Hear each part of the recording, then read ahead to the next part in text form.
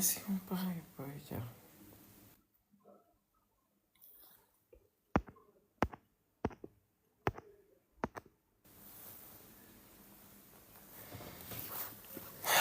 To ngorɗon to yimɓe jamma ɓe goni aɗa fulɓe ne kewiide kala mo jamma andi yimɓe ganda ɗum quoi komi jeewaɗo komi jeewaɗo quand tu as DJ12 et reçu une information que Tcherno a été tué. Ah bon? Pour hal bonnet.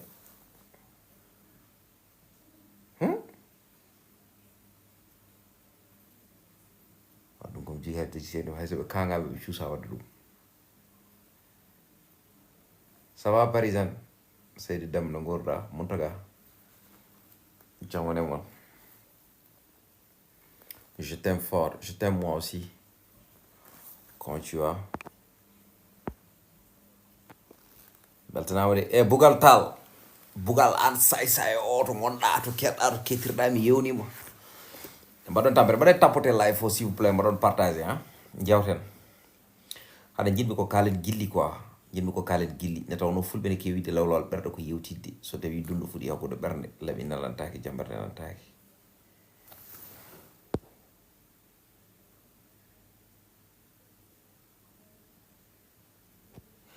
way min mi heɓani ɗum ɗo par ce que mi jokkodiri e malnaɓe kala ko watti toon ɓe kewi haalandemi hein kono min mi heɓani on information tawi ton ko goon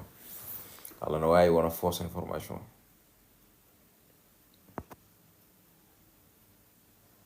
Ah bon?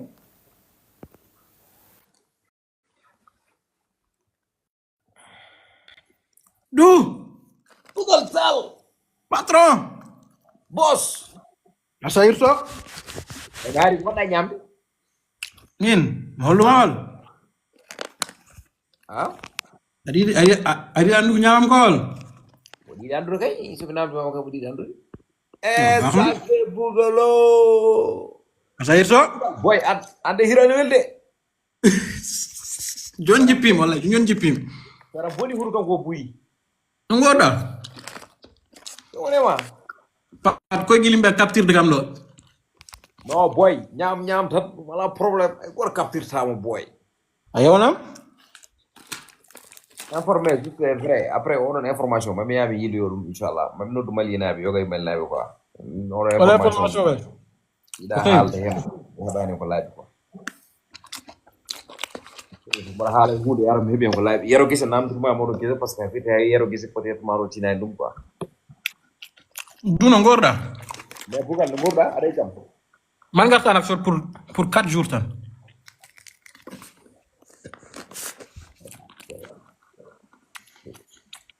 hayo maji kono garami noxe ɗo komi garo noxe mboɗo arde e demba guise inchallah komi garo noxe par ce que emin jogui toon programme le 14 février ɗum hay ɗum ko Saint Valentin So Allah jabi inshallah. Yalla hokku men hawda. amin ya rabbi amin ya rabbi Hokku men hawda. Sawan ngorda? ça va marhaba machallah Arseli kam. aɗa selli alhamdulillah Ewa mi nan les mi heɗo yidde nde mi daknaki taki de. ha Mi nan les mi heɗo hande mi heɗo yidde nde. Wona wiya ko yidde.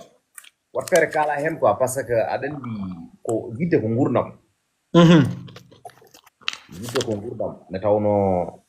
sinno yidde alano aduna e hoore mum sen beela mbiyen wodata ne tawno ko yidde Allah yiɗi nelaɗo saabi hande enen foof dañƴen fartange wawde wuurde e nder ndiɗo lesɗeji Gonga. kono noon e leydi mataw actuellement ɗo gonɗen ɗo yidde koko perti valeur mum ne tawno hewɓe ne pijiri gilli kono ganduɗa ko woni gilli ne tawno yidde wona tan mi yiɗi yidde wona tan mi yiɗi non non wona tan yettude e konngol mum mi yiɗi par ce que yidde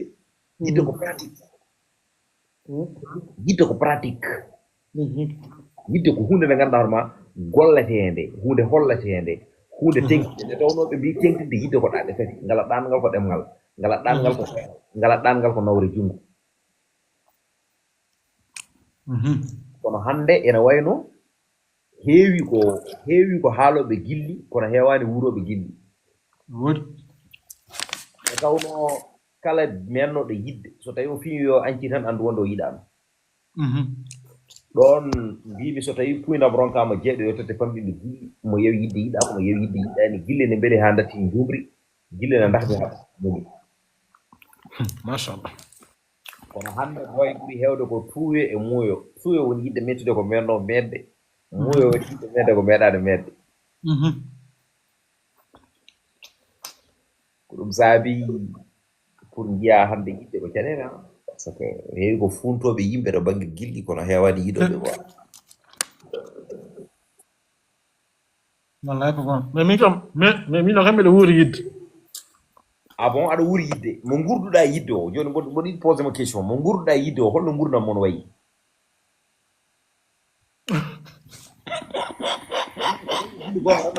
gilli fenade kadi aussi men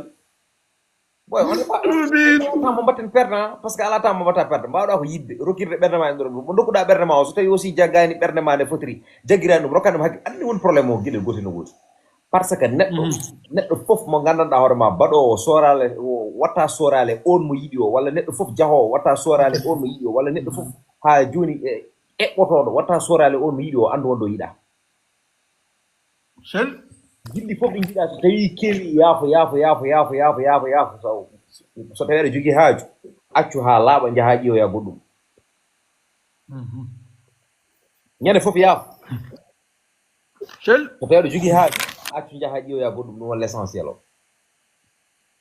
c'est parce que yidde wona tan e ɗemgal no yidde ko pratique ɗum saabi hande hewɓe mofti ƴetti mbaɗi lahas tigui rigui ɗerɗe mumen mofti ɗumen en banggue par ce que nana mbaɗi focus concernant e côté golle mumen walla nana mbaɗi focus concernant e joom famille mumen walla mbaɗi focus concernant e tigui rigui e nder haffiruji mumen c'est parce que ko fotanno wawde wadde feere ha tigui rigui guura belɗam ɗam so tawi a naati hen ko mettuɗam guurata donc nag mieux Mais kañum probléme o ko holtoon en fait. non probléme o ko aɗa andi so tawi a ɓuuri hewde ko jiɗɗa tan sa renaki guite ma puno so ɓuuri hewde ko jiɗɗa tan sa renaki guite ma puno hen sahaji aussi a yahat membade ha cikka wonda yiɗi tawa yiɗa gongo tigui rigui nde tawno addanta yidde nde wasde wawde tentude tan ko kala ko mbatta a sorale a watta sorale ko ɗum ɗo a siftorta on mo gandanɗa hoorema woni mo gonduɗa o walla mo jiɗɗa o wallahi ko ɗum saboro à chaque fois caɗele e probléme aji ene gara ɗi gandanɗa hoorema gasata concernant aussi e hakkude ɗiɗo wiyoɓe wonde ɗe jiɗodiri aɗa andi kadi aussi ɓuuri bonde e aduna foof ko nobo nde tawno nobo ko yitere yidde koye ɓernde heewiɗo neɗɗo sikata yiɗi tawa ko nobo tan ɓol yidde ala ɗo min noon ɗum tampinima voilà bon mboɗa andi bugal waaji mo mbiɗa yiɗi yo noon haalani holno jiɗirɗa min ko ɗum tampinimi dow mi guitam ɗe yiyat tan puno eyyi ene waɗe yimɓe noon ko noon mbayi guirɗe ko punotoɓe ɗum saabi a wona e rewɓe tan noon hay wona e worɓe tan noon hay ne waɗe rewɓe ko noon mbayi mi yiyatma tan mi bardema voilà yiide barde ɗum noon somi heeɓima nak mbiɗa wurdudema seeɗa somi paari mi paari mais ɗum ko muuyo wiyete muuyo somi yii goɗɗo tan kadi mi yiɗu ɗum kadi mais ɗum ko muuyo woni ɗon muuyo min de kom mayɗo wallam hen wadde mon frère mami haalani hande aduna hande o parisien aɗa ari e jala hande o hewɓe ɓe jiiɗi ko tardide hewɓe jiiɗi ko tardide kono ɓe jiiɗa tardude parisien rewɓe hewɓe jiiɗi ko tardide kono ɓe jiiɗa tardude wallahi ko gonga wallahi ɓe jiiɗa tardude aɗa kono ɓe jiiɗi ko tardide kono ɓe jiiɗa tardude so tawi wonde ɓe jiirima hay sino ko seeɗa eɓe jiiɗi ɓaɗadema eɓe jiiɗi jokkodirde wallahi ko gonga ha joni sekkondirdema e nder oɗon tuma kono so tawi ɓeyi ha nder ɓe jii wonde exactement koɓe jiyanno koɓe jiyan ɗum ɓe petalalo ka rewan i du walla men komi mayɗu min ɓe ngalan ko hutiraɗim so pere ɓe beddo kam laakar non mais ça c'est autre chose mon frère bon holtoon affaire parisien nanɗon de aɗa andi parisien bugal parisien ala wona kay jore tan ni mbiɗa hetti on ɗon parisien sukaɓe ko tampini kam ɓe ngaran ko hutiraɗim so pari ɓe jaalamaɓe aduna joni ndiyam vraiment e waɗi grave kam est ce que kam yidde hannde no woodi ni jamanu jono yimɓe andude quoi haysono woodi ndiyam vraiment haysono woodi hande ko funti o ɓuuri hewde way funto ɓuri hewde vraiment yidde kam hannde kala actuellement kala yidde wonde mawni ginaare anndu wonde nden wona yidde nde tawno neɗɗo sa yiɗi yidde no wayi ni an yidde no wayi ni imagine toi yidde wawi joomum par ce que ɓernde ma ko teɗanto ko hay sina yiɗi suudu ɗum wawata gasde wonde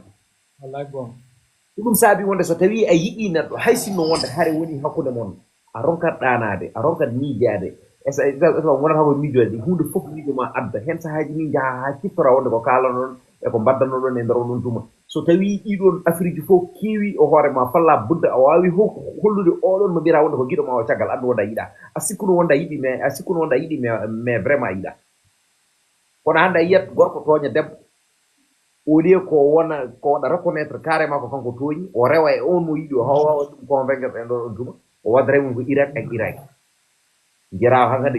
ikkata wonde ko exactement aɗa watte mum hakkille ko an ndara ɗum waɗa estafiji ne malluma en sa famille walla ne wiya wonde bonno ɓernde ma en et ainsi de suite anndu wonde kala debbo walla kala gorko baɗowo noon on mo gandanɗa ma biyo mo wiyata wonde ne yiɗi o anndu wonde o meeɗa yiɗi par ce que o sikkuno wonde ko yiɗi meeɗa o c'est parce que on mo jiɗɗa o so tawi tan exactement aɗa andi wonde ko kanko jiɗɗa kala ne probléme waɗi hakkude mon e nder on ɗuma ko goɗɗum woni ko miijotoɗa kay ko artude e makko walla ɗum ɗon ko kono wona wonde DJ mon frère haalama ene selli par ce que hay ST ji ɗi ene heewi mallodiral e ST ji yimɓe ɗi surtout a rewɓe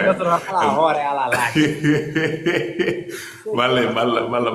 malla pinana neɗɗo tikkat ma tan dow kecce taw yaɗo waɗa ɗum quoi franchement c'est incroyable en fait wasde hunde woy nde ganduɗa hoto maranda neɗɗo ene wonda e worɓe hewɓe taw sikkata o sikka wonde wuuri gille taw wurani gille exactement par ce que hannde heewi ko wondoɓe worɓe kono hewani wuurɓe gille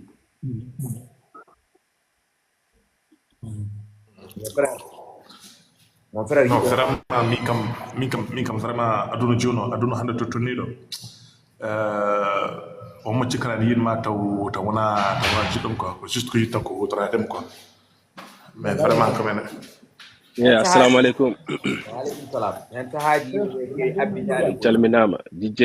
salminama Bougal mon frère parisien on calminama onon fof vraiment DJ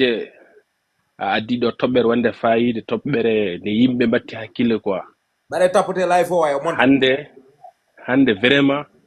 ko ɗum jiiɓe hakkillaji yimɓe est ce que yidde ne woodi est ce que yidde wooday mais yidde ha hande ne woodi to wonno ko ɗon wonno yidde meeɗa buusde heddoro ko jiɗɗo walla mo yiɗani walla mo yiɗaka walla mo dañani mo yiɗodiri woni ko heddiɗo ko kono Malik ewo hande nam so tawi neɗɗo yiɗi marde giɗo mum holno waɗata so tawi neɗɗo yiɗi marde giɗo mum holno waɗata mami haalane dijje du hakkillam so tawi neɗɗo yiɗi marde giɗo muɗum toujours ko concentration e conseil de ɗum e andinde ɗum ko kañum woni côté muɗum kalɗo gonda ko haalama ko kalata kalne jiidama ko haalama kalantama kala ko muusi ko ano réglata entre hakkude moɗon hakkude mon so muusi côté mon so weeli ko hakkude moɗon côté ma so weeli ko hakkude moɗon kal probléme bawɗo wonde hakkude moɗon jaɓa wonde less makko aɗa andi parfois ne wiye tan arrijal qawamu ala nisa ko gorko woni dow debbo mais firtani ko gorko woni dow debbo firtani ko gorko wela wadde fof yo wad a faami a ƴowat an ko yidde woni entre hakkude moɗon a faami Allah wirani ko gorko woni dow gorko woni dow debbo yo gorko wat ko wela Allah wiyani noon a faami Allah wi ko ta'awunu alal birri wa taqwa est ce que ceernam julɓe so nguurdi jiɗodiri ta'awunu alal birri wa taqwa aɗa andi jejjeeɗi ɗum ɗon ko firti mballodiren hakkude meɗen yermande yo woni hakkude meɗen kala ko muusi kam en foti muusdema kala ko weli kam en foti weldema a faami kala ko jiɗmi aɗa foti yidde kala ko ñaaguimami ya woppu en tant que hande ko min suɓima waɗmama e nder ɓerdam somi évitima certe hunde évite hankadi gurdama natti wonde gurdam an gooto a faami aɗa foti toppitade responsabilité yam min hande vraiment jijeedu billahi le samimo jiɗmi mi hokkimo hooram mi hokkimo yiddam hakkude amen so waɗi kam ko muusi a haali ɗo joni billahi allazi mi jogata ko avi ñamde hay sine mi dani mi yawata finde Allah on seedi uqsumu billahi mi yawata finde mi time ñamde de mi yaha mi wurtina ñamdam mi fawo mi de ñamde mi ronka bernam hewan salamu Allah on seedi ko yidde waɗata noon a faami mi fina ere mi fotano finde so mbiɗa liggo mi wawata concentré de liggey o à cause yidde ne jiɗi min de a faami sabu ko yidde wayi noon c'est que sa yiɗi yo tiiɗe ma yo gonɗe ma a faami ganduɗa mo jiɗɗa o aɗa yiɗi mo so waɗimo ko musma a faami jaɓa an muñde mo jaɓa supportude à cause de wasde pertudemo kono hen sahaji jafoɗa pose ma question goto hen sahaji yiɗa kolla wonde aɗa yiɗi tawa an aɗa wonde e sincérité mo gandanɗa hoore ma hay goto anda ɗo haaɗi kono noon ceerno Malick mbele on mo jiɗɗa o ene yiɗma sanga wonde ñande fof ko mbaɗɗo ko musma ñande fof aɗa yiya ko mbaɗɗamo rapproché e nder oɗon tuma mbele ɗeɗum ɗiɗum hilline ene jogori jibinde belam ma ha buuti fal wuta Allah wi ko inna allaha maa sabirin sa yiɗi neɗɗo a muñat sa muñi hande a muña janggo muña ko ariyata muña patienta sa andi noon o netti yiddemo o hollitan yidde entre hakkude moɗon aɗa andi kala ko muña so ɓooyi nattat wawde muñade andi minema seɗen kaɓa a faami saɗa fiya mi ñan fof saɗa fiya mi ñan fof a faami hay sino mo wawi yoftade ma huccu hayre mi hela hoorema hankadi mi netti wawde supportude hay sino ko keccuɗa ham duuɓi ko fof hankadi mi netti wawde muñde ma huccu hayre mi hela hoorema mi yaha hankadi mi dañon nguɓa nde certinma ɓernam ɓuuɓe e maɗa ko noon yidde wayi yidde ko noon wayi sa yiɗi neɗɗo ko noon wayi min jijjey ɗum mami haalamo no gueɗel gotel min tiiɗi kami yiɗa neɗɗo mais so mi yiɗi neɗɗo mami andin mo mbeɗa yiɗimo a faami parfois mo woɗam ko muusi mi rutto mi yafnomo gila mi pertanimo ɗum ko yidde wayi noon kono hen sahaji woni gorko o woni debbo o so tawi won holli jomum jafoɗa kuf micro ma o hen sahaji woni gorko o woni debbo o haysa holli jomum yidde e nder oɗon tuma ene waɗa an aɗa yafno walla ene waɗa ene yafno so tawi a lutti rewɗe mum tan jomum ene wawi sikkude wonde hakkadi ka tekkere mum kala ɗo tulmi aɗa wawi ɗum fobirde e nder oɗon tuma donc nak so tawi yeehi ha ɗum ɗo ɗiɗon miijoji tundi hakkude ma e an on mo gandanɗa hoorema tigui rigui hajuɗo mo jiɗɗa o ronki famde exactement yidde nde jiɗɗamo nde an kadi holko fotata wonde solution ma exactement nde tawno yidde welatno yoɗatno yuɓɓatno yumtanno taw goto fof ne jogui goɗɗo hurum goto fof ne jogui neɗɗo o korsa goto fof aussi ene reno ko neɗɗo o yiɗa ene anda ko neɗɗo o yiɗa ene faama ko neɗɗo o yiɗi ene abito hen e nder oɗon fannu kono hande les plupart e rewɓe ɓe mbiyanmi kamɓe fof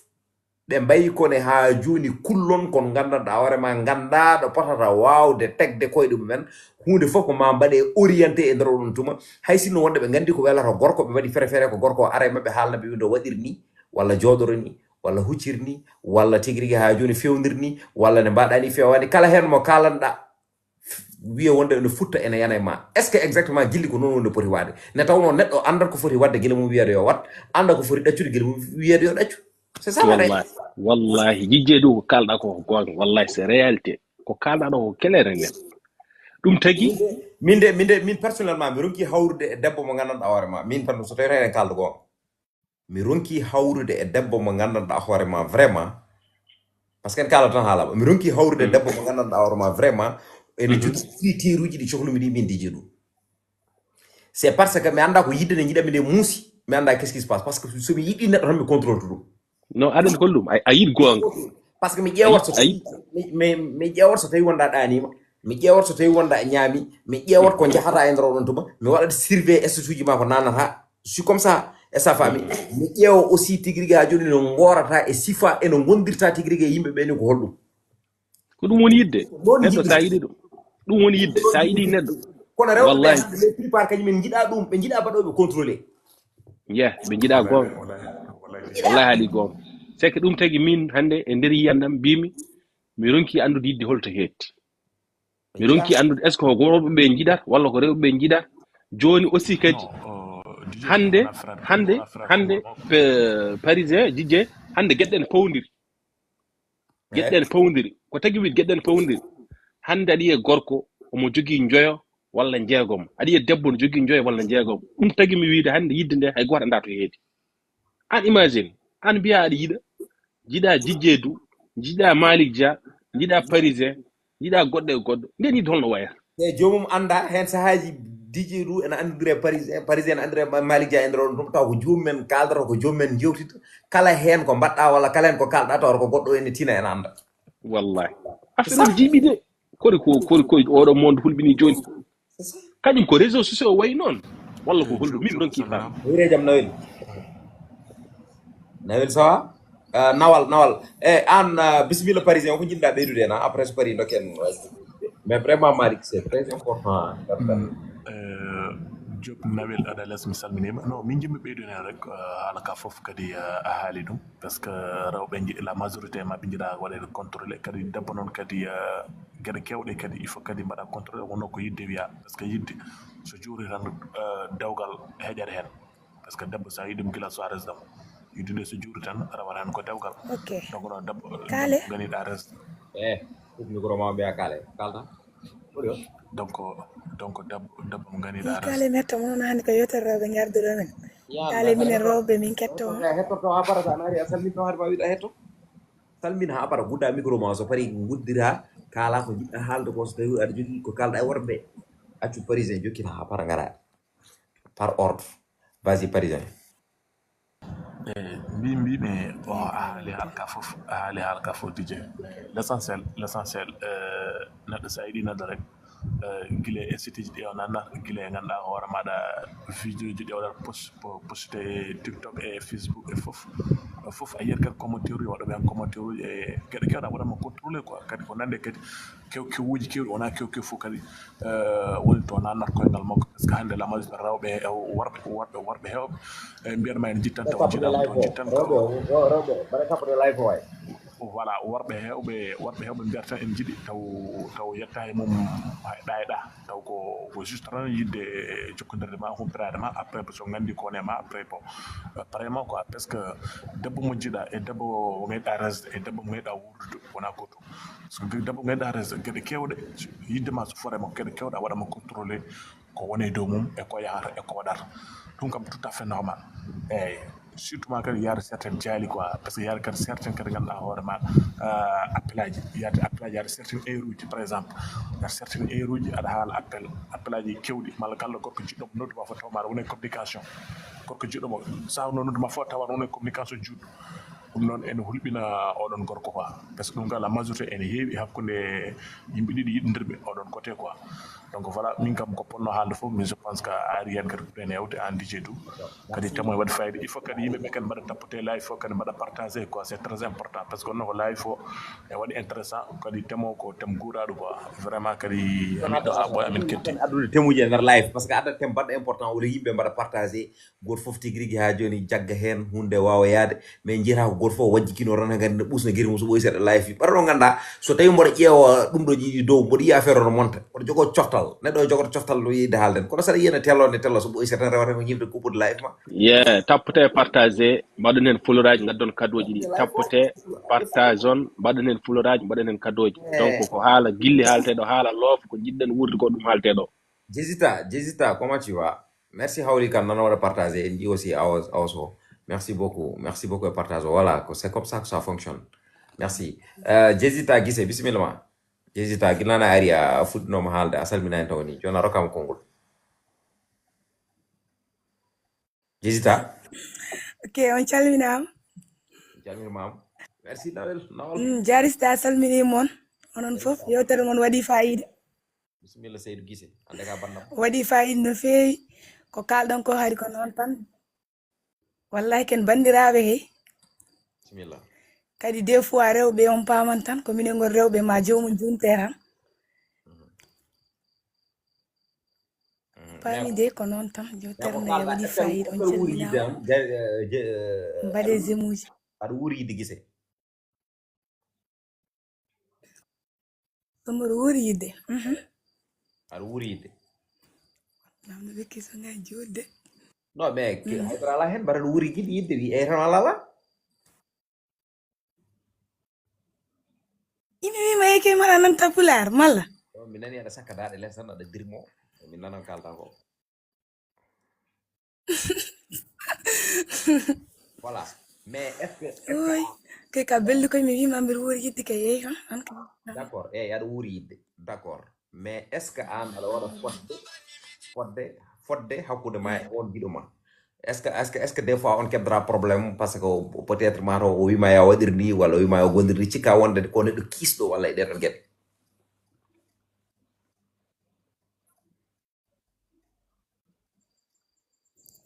gueɗe baɗi on holno non par exemple réseau woni kuppa voilà an mbaɗonde ala réseau aɗa wawi tellade less ha réseau am woni kuppa ye réseau makko ferɓiɗo quoi bisimilla oɗo no wiyatno kadi cuballo bewɗo bisimilla réseau makko moƴƴa assalamu alaikum bandiraɓe on calminama on ñagnamal moƴƴere waaleykum salam dijo e mbayrodiri seeɗa ça va ko jam wayre bon yewtere men hannde mbeɗa sikki mbiɗa ko gilli ko yimɓe guurata hannde yettere tagade feera e fitanu kala aade nawel sa dañi aɗa wawi wadde demande bon eɗen jiɗi yewtude hen seeɗa tan e hakke gandal men hayso tawi en guurani ɗum en 100%. mbeɗa sikki non mi wiyani momi wuurani mbimami ko haysen guurani en 100%. yidde kay mboɗo sikki ala 50%, kala mo guurɗamo jiɗɗa kay wonta ko 100% tan ena waɗi voilà ko waɗi 50% tan firti wonde nden yidde wona yidde ça veut dire sa yi mbeɗa wima noon koye débat paaɗen mbaɗa andi to paaɗen to inchallah wasa woda o kalden woda mo memɗen tawi wona ɗum wona intention men gam so haala hakkille haalama tan toujours wodat mo joofi non mais il faut parce que yewtere waɗira wonde ko yo mem yewtere so tawi memani so tawi ɗe yewtanaren ɗo ala ɓe memi nden yewtere ala importance voilà bon erel nanayi men enen worɓe ɓe kono kadi nanayi rewɓe ɓe nde wanno ko enen ɗiɗo fof nguuri ndendi gilli te tagana tan ko neɗɗo waɗana debbo waɗana gorko goto fof ina waɗi no santirirta e gurdam muɗum wonɓe ganduɗa soɓe jiɗima ɓe contrôle wonɓe ganduɗa so jiɗama ko ma contrôlé wonɓe ganduɗa so jiɗama kadi mbawa supportude contrôlede wonɓe ganduɗa ko contrôlede tan welata ɗumen wonɓe ganduɗa so tawi a hebbini e mumen appel aji sah so ɓooyi seeɗa mbattat e maɗa comme no jandilo aɗa heewi haala aɗa wayni aɗa wayri ni te jomum e nder hen an gonɗa koye watta ɗum e lawol ngol ganduɗa ko ngol ɗo lawol woni pewgol ɓurgol moƴƴude ngol mais jomum yirata noon yirata wone aɗa heewi haala génération hannde hayso ɓe nguura yidde nde eɓe manki yettade point mo poti yettade saabu yidde ko adi ko jurum refti hen ko hiisodirde rewi hen teskodirde goto men kala tawi no toppiro goɗɗo ne ƴeewa sa yi oɗon yaɓɓi koyngal ngal ganduɗa ngal fewani mbatta ɗum e lawol mbiya ɗum ko ni walla ko ni fawaki tan noon e debbo tan no fawe debbo no fawe gorko par ce que nen fof ken yimɓe mbinde ɗen ken timmani fulɓe noon mbima wawi timmitinde neɗɗo tan ko jiɗɗo ɗum so tawi a yiiɗi kam wodat ko calaniɗa kam wooda ko jaɓanɗa kam te wooda ko gaddanɗa kam ko ganduɗa ne ɓeydo e gurdamam janggo e jaam tawi mbaɗa daɗa e dow guiƴiraɓe mais so tawi mi yiiɗimo gonga ala yewtere fijirde e jaleɗe ala ko musiba tan koɗen koye haare tan gonɗen jamma e ñalawma suba hay kihiɗe yidde men hay so tawi ende woodi wonko ne manki sabu so tawi yidde wiyama tan goto men fof ene foti darade fodde mum nde ha timma min gorko mi daro foddam an debbo daroɗa foddem ceernajo jafra wona kuppudema jafra DJ Du koye ma kaldami ayi oɗon jaayi jaay ko oɗo ko baɗɗo fayida hen ki meɗim life makko ko gorko moƴƴo gorko jowro noon ɗum jaay woni baɗɗo sappo danejo mais non ko gorko belɗo omo jogui rewɓe jeeɗiɗo jonodra waytara jogi rewɓe nayi o resi wala jaay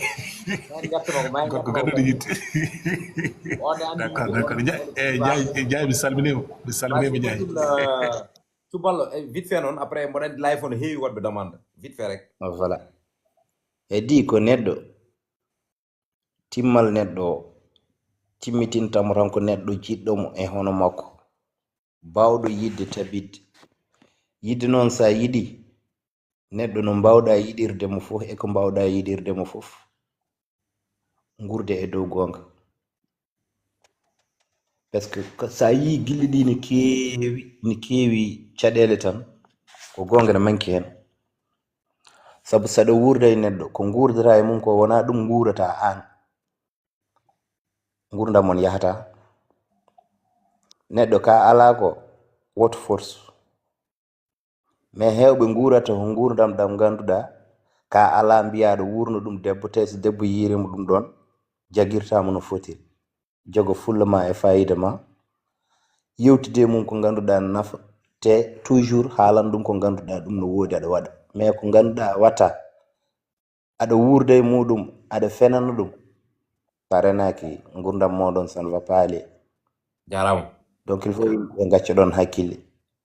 inchallah ko jiɗɗen haalde ko noon ne heewi gasta mais ene heewi kadi an nonno ka jottama ɗo jontaɗo ka gueɗɗiyanke saɗa haala ƴettattama c'est bien bon ayno hoorema dokken maɗa min haalam ne yaawi min haalam ne yaawi mi soɓota haala koye maɗa min jaɓɓata koye ɗum hoto gas on wiyete hol dewnoɗen joni dokken kunju sowa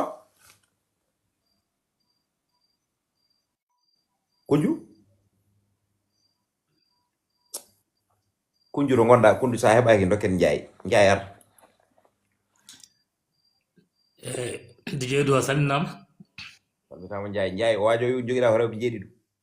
accanam o won koye waddemi cokkas quoi aga yalti diine l'islam rewɓe jeeɗiɗo no wala hande manque parisien acco a live men o ara so live men o ari kalen hen ɗum noon mbaɗen ɗum en parenthèse waɗe hakkille ma to kalanma men ko fof wona gonga jaggu ɗum dagu comme mbawa lerante o bandiraɓe on calminama ñaganama Allah moƴƴere vraiment ASP Noël Job a salminama ok temo on waɗi fayida franchement Amadou Koumi a salminama no fewi a weltanama kadi amin kettuma salmitama e mbaɗi jawte ma en mbaɗi fayida mboɗo sikki a heɓtini kam jaay o ko musidɗo bama si Gana Kuri Horfonde Amadou Tidiane Ndiaye en mbaɗodiri noon an kay ka babo o ko sehil bama Gana Kumi Alaji Gana Kumi wallahi an ka ganduɗo ɗum bisimilla jaay bisimilla mbaɗa hettoma no fewi onon jawtuɗen mbaɗi fayida ayi ko kalten ɗo haala yidde ko yidde sa teyini hen banggue minen en jogui hen banggue min jaaɗa hamin mbiya mataw ɗum wodani saaha min jaaha min mbiya mataw ɗum woodi ko hakkude yumma e bamma e banggue duhol en kosamen gueɗe mbaɗi noon mais banggue heddi ko gonka tan so tawi sa teyi mbiya noon sa yurnirima ha nder kadi ƴeewa kadi mbiya e ɗum woodi kono noon ko wawi hen wonde foof kam woodi wodani gonka woni walla wona gonka min kam hakkillantagalam walla e yewtere nde jinmi yewtude hen walla e waaji mbajotomen ko kala neɗɗo jiɗodirɗo walla gowodiraɗo yo yowno hakkude mum mo yiɗodiro walla mo wowodiro yo tawno confiance ɗum ene jeeya eko tinnata yidde yo yimɓe tinno eko tinnata yidde ko confiance e respect kadi so tawi woni a resodiri e gorko an debbo aɗa yiɗi wurde mum walla aɗa yiɗi wurde hay so wona taw dewgal relation fof bawɗo wonde relation amoureuse il faut mbaɗa feere ganda oɗo holko yiɗi e holko añi et pourtant sa ƴeewi worɓe ɓe wontoɓe ndendi ko heewi koɓe jiiɗi wontoɓe ceeri ko heewi koɓe jiiɗa ene famdi ko gandanɗa hoorema worɓe fof ndendani ɗum yidde sa ƴeewi joni worɓe ɓe mbaɗata toléré infidélité worɓe fof nandi yidde on ɗon banggue worɓe mbaɗata toléré neɗɗo penowo kamɓe fof nandi yidde on ɗon banggue worɓe ɓe jiiɗa debbo mo ganduɗa manque de respect mo ganna mo ala respect jinnaɓe walla ala respect e joom galle muɗum worɓe kadi ndendi toon on fannu nandi toon en heewi ko worɓe jogui en commun e gueɗe mbawi noon somi wibo limto juurat ko andi jurnade hen tan ko yidde wiide kala jiiɗaɗo walla jiɗɗodira walla gowodiraɗo yo reen ɗeɗo gueɗe en jogi goɗɗum e goɗɗum ko foti rende kadi so ari watta joni noon respect aɗa andi hewɓe cikkata wonde respect wasi ƴettodirde neɗɗo wasi yennodirde mum wasi dudde mum ɗum tan woni respect hakkude gorko e debbo non mais wona ɗum woni respect par ce que respect ɓurɗo sohlede o woni holɗum ganda ko gorko o yiɗi ganda ko gorko o añi ndenoɗa ko añi ko gabbiroɗa e ko yiɗi ko par ce que ko ɗum woni respect ɓurɗo sohlede o kono noon so tawi wonde aɗa holli jomum needi aɗa ɗuminina an exactement ñande fof ka biyaɗo ya waɗ a waɗata ñande fof ka biyaɗo ya ɗaccu a ɗaccata e nder oɗon tuma hunde fof ko ma paɗa tan ha kalaneɗa puɗɗa waɗ ɗum exécuté ɗum jeeyaka e respect par ce que respect biyaɗo wonde ko gorko ene yiɗi debbo mo gandanɗa hoore ma toujours ɗo fanno ɗum ɗo tawa ɗum ɗon pinɗo pamɗo ɗum woni pinɗo pamɗo ɗo paɗaneɗa ɗo taweɗa ɗon c'est ça mbaɗanda gorko fof so tawi tan aɗa yiɗi fandinde ɗum woto jaɓ ina rewa ene refto par ce que ko kollumami hanki ko la même chose ko ɗum woni ko kollatmami hande ko ɗum woni ko kollatmami janggo yaafo kala ne heewi e nder guilɗi tan ceerigo waɗi effectivement jokko ok ɗum kadi ko hen par ce que sa ƴeewi joni ko kallaɗo joni ko wonde ko kalmi ko worɓe ɓe jiiɗa haalde ne defto kadi gorko so haɗima hunde gorko wiya ko ya yiɗ ɗum mais mbasa hulde ɗum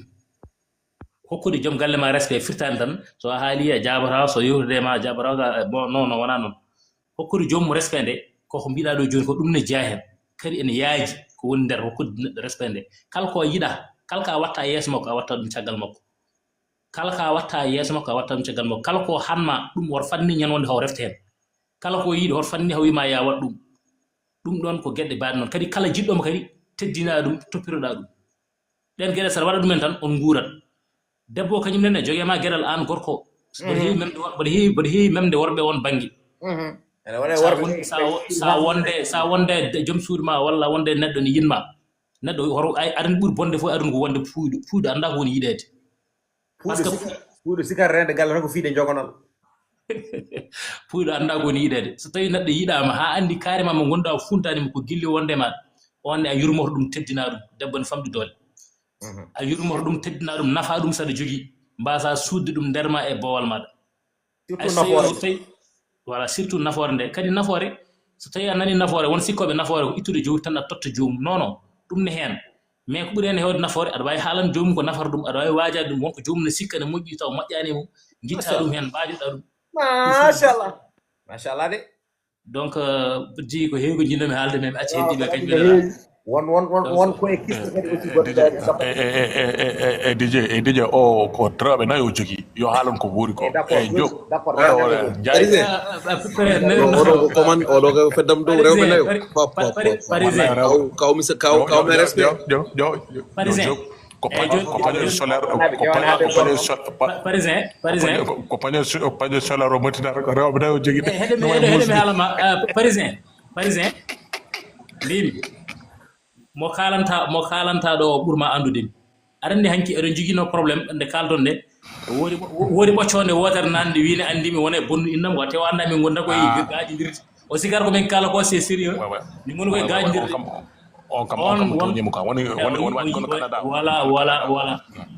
voilà o anda ko haalata ko ay oɗo Amadou Koumi oɗo kaaloɗo DJ Dou sa mbiyam mi halda inde makko normal DJ Dou oɗo kaalo o ɓuurma andudemi o bamum komin sehilaɓe mo gonno sehil bamum noon kam aɗani on ɓuurma andudemi an ka jinnaɗo a faami hay sinno komin yontidaɓe ni bammakko woni sehilam sa yi mi woni sehilmoɓe min mi hewani yarde suwaɓe babam noon ɓuuri hewde sehilaɓe ko sukaɓe noon on ta sigil suka mo yontaka ko yontaɓe sukaɓe yottaɓe ɓe yottaɓe moƴƴude jado so fo moƴƴo min hewani sehilaɓe taw ko sehilaɓe guiƴiraɓam min ko sehilaɓe mawɓe tan komi jogade hedoro ko kalane nanki o e live eɗen jewta tan pour waɗa yewtere yimɓe mbaɗa ambiance ɓoccode wotere naati wona wiide non oɗo gay wona bonnude o ko ni wayi nangami nangam wawi haalde ko ɓuuri ɗum wawi fusde wuuro tewa anda min gon ko yewrude tewa anda ham ni ga non ko noon réseaux sociaux ko noon réseaux sociaux neɗɗo wimo hen a metti tan firti wonde ka anda hoorema joni oɗo joni kaloɗo hen parisien kaloɗo hen no kamɓe fof ɓe mbi ko non an duuɓi jartani wa jogade 4 femmes wayni wari ni min ɓuri ɗon mais ɗum garawol min jalti on domaine amen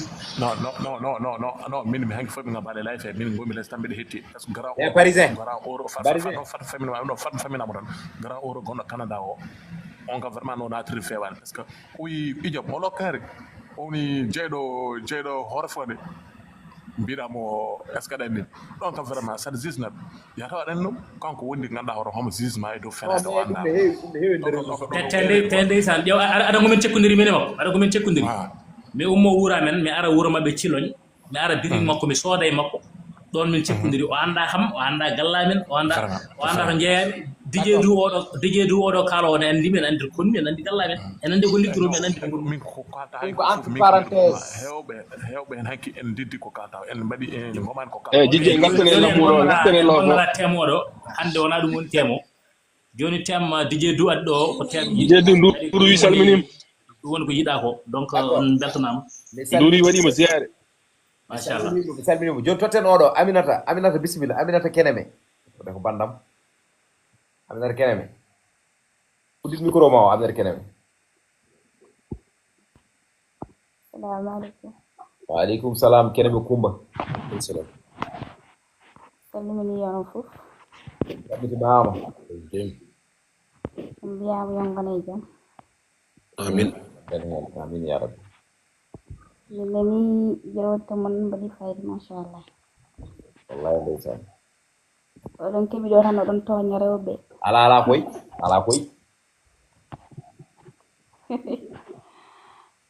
Rewɓe gonda toñde taw ko kalton ko ene rewɓe ne worɓe. Non nanay worɓe ene waɗe worɓe kay mi ɓuri bonde ni hay rewɓe ɗum kay. Non jijje ko généralise kañum quoi si c'est ko généralise ɗum. Ko généralise. Nder partout de. Joni an holno jiruɗa worɓe ɓe est ce que worɓe hande ene mbawi yidde walla mbawa yidde? Min kay pour min ɓe mbawa yidde. Ko tagi hokkam yeru exemple. Par ce que a yiɗat gorko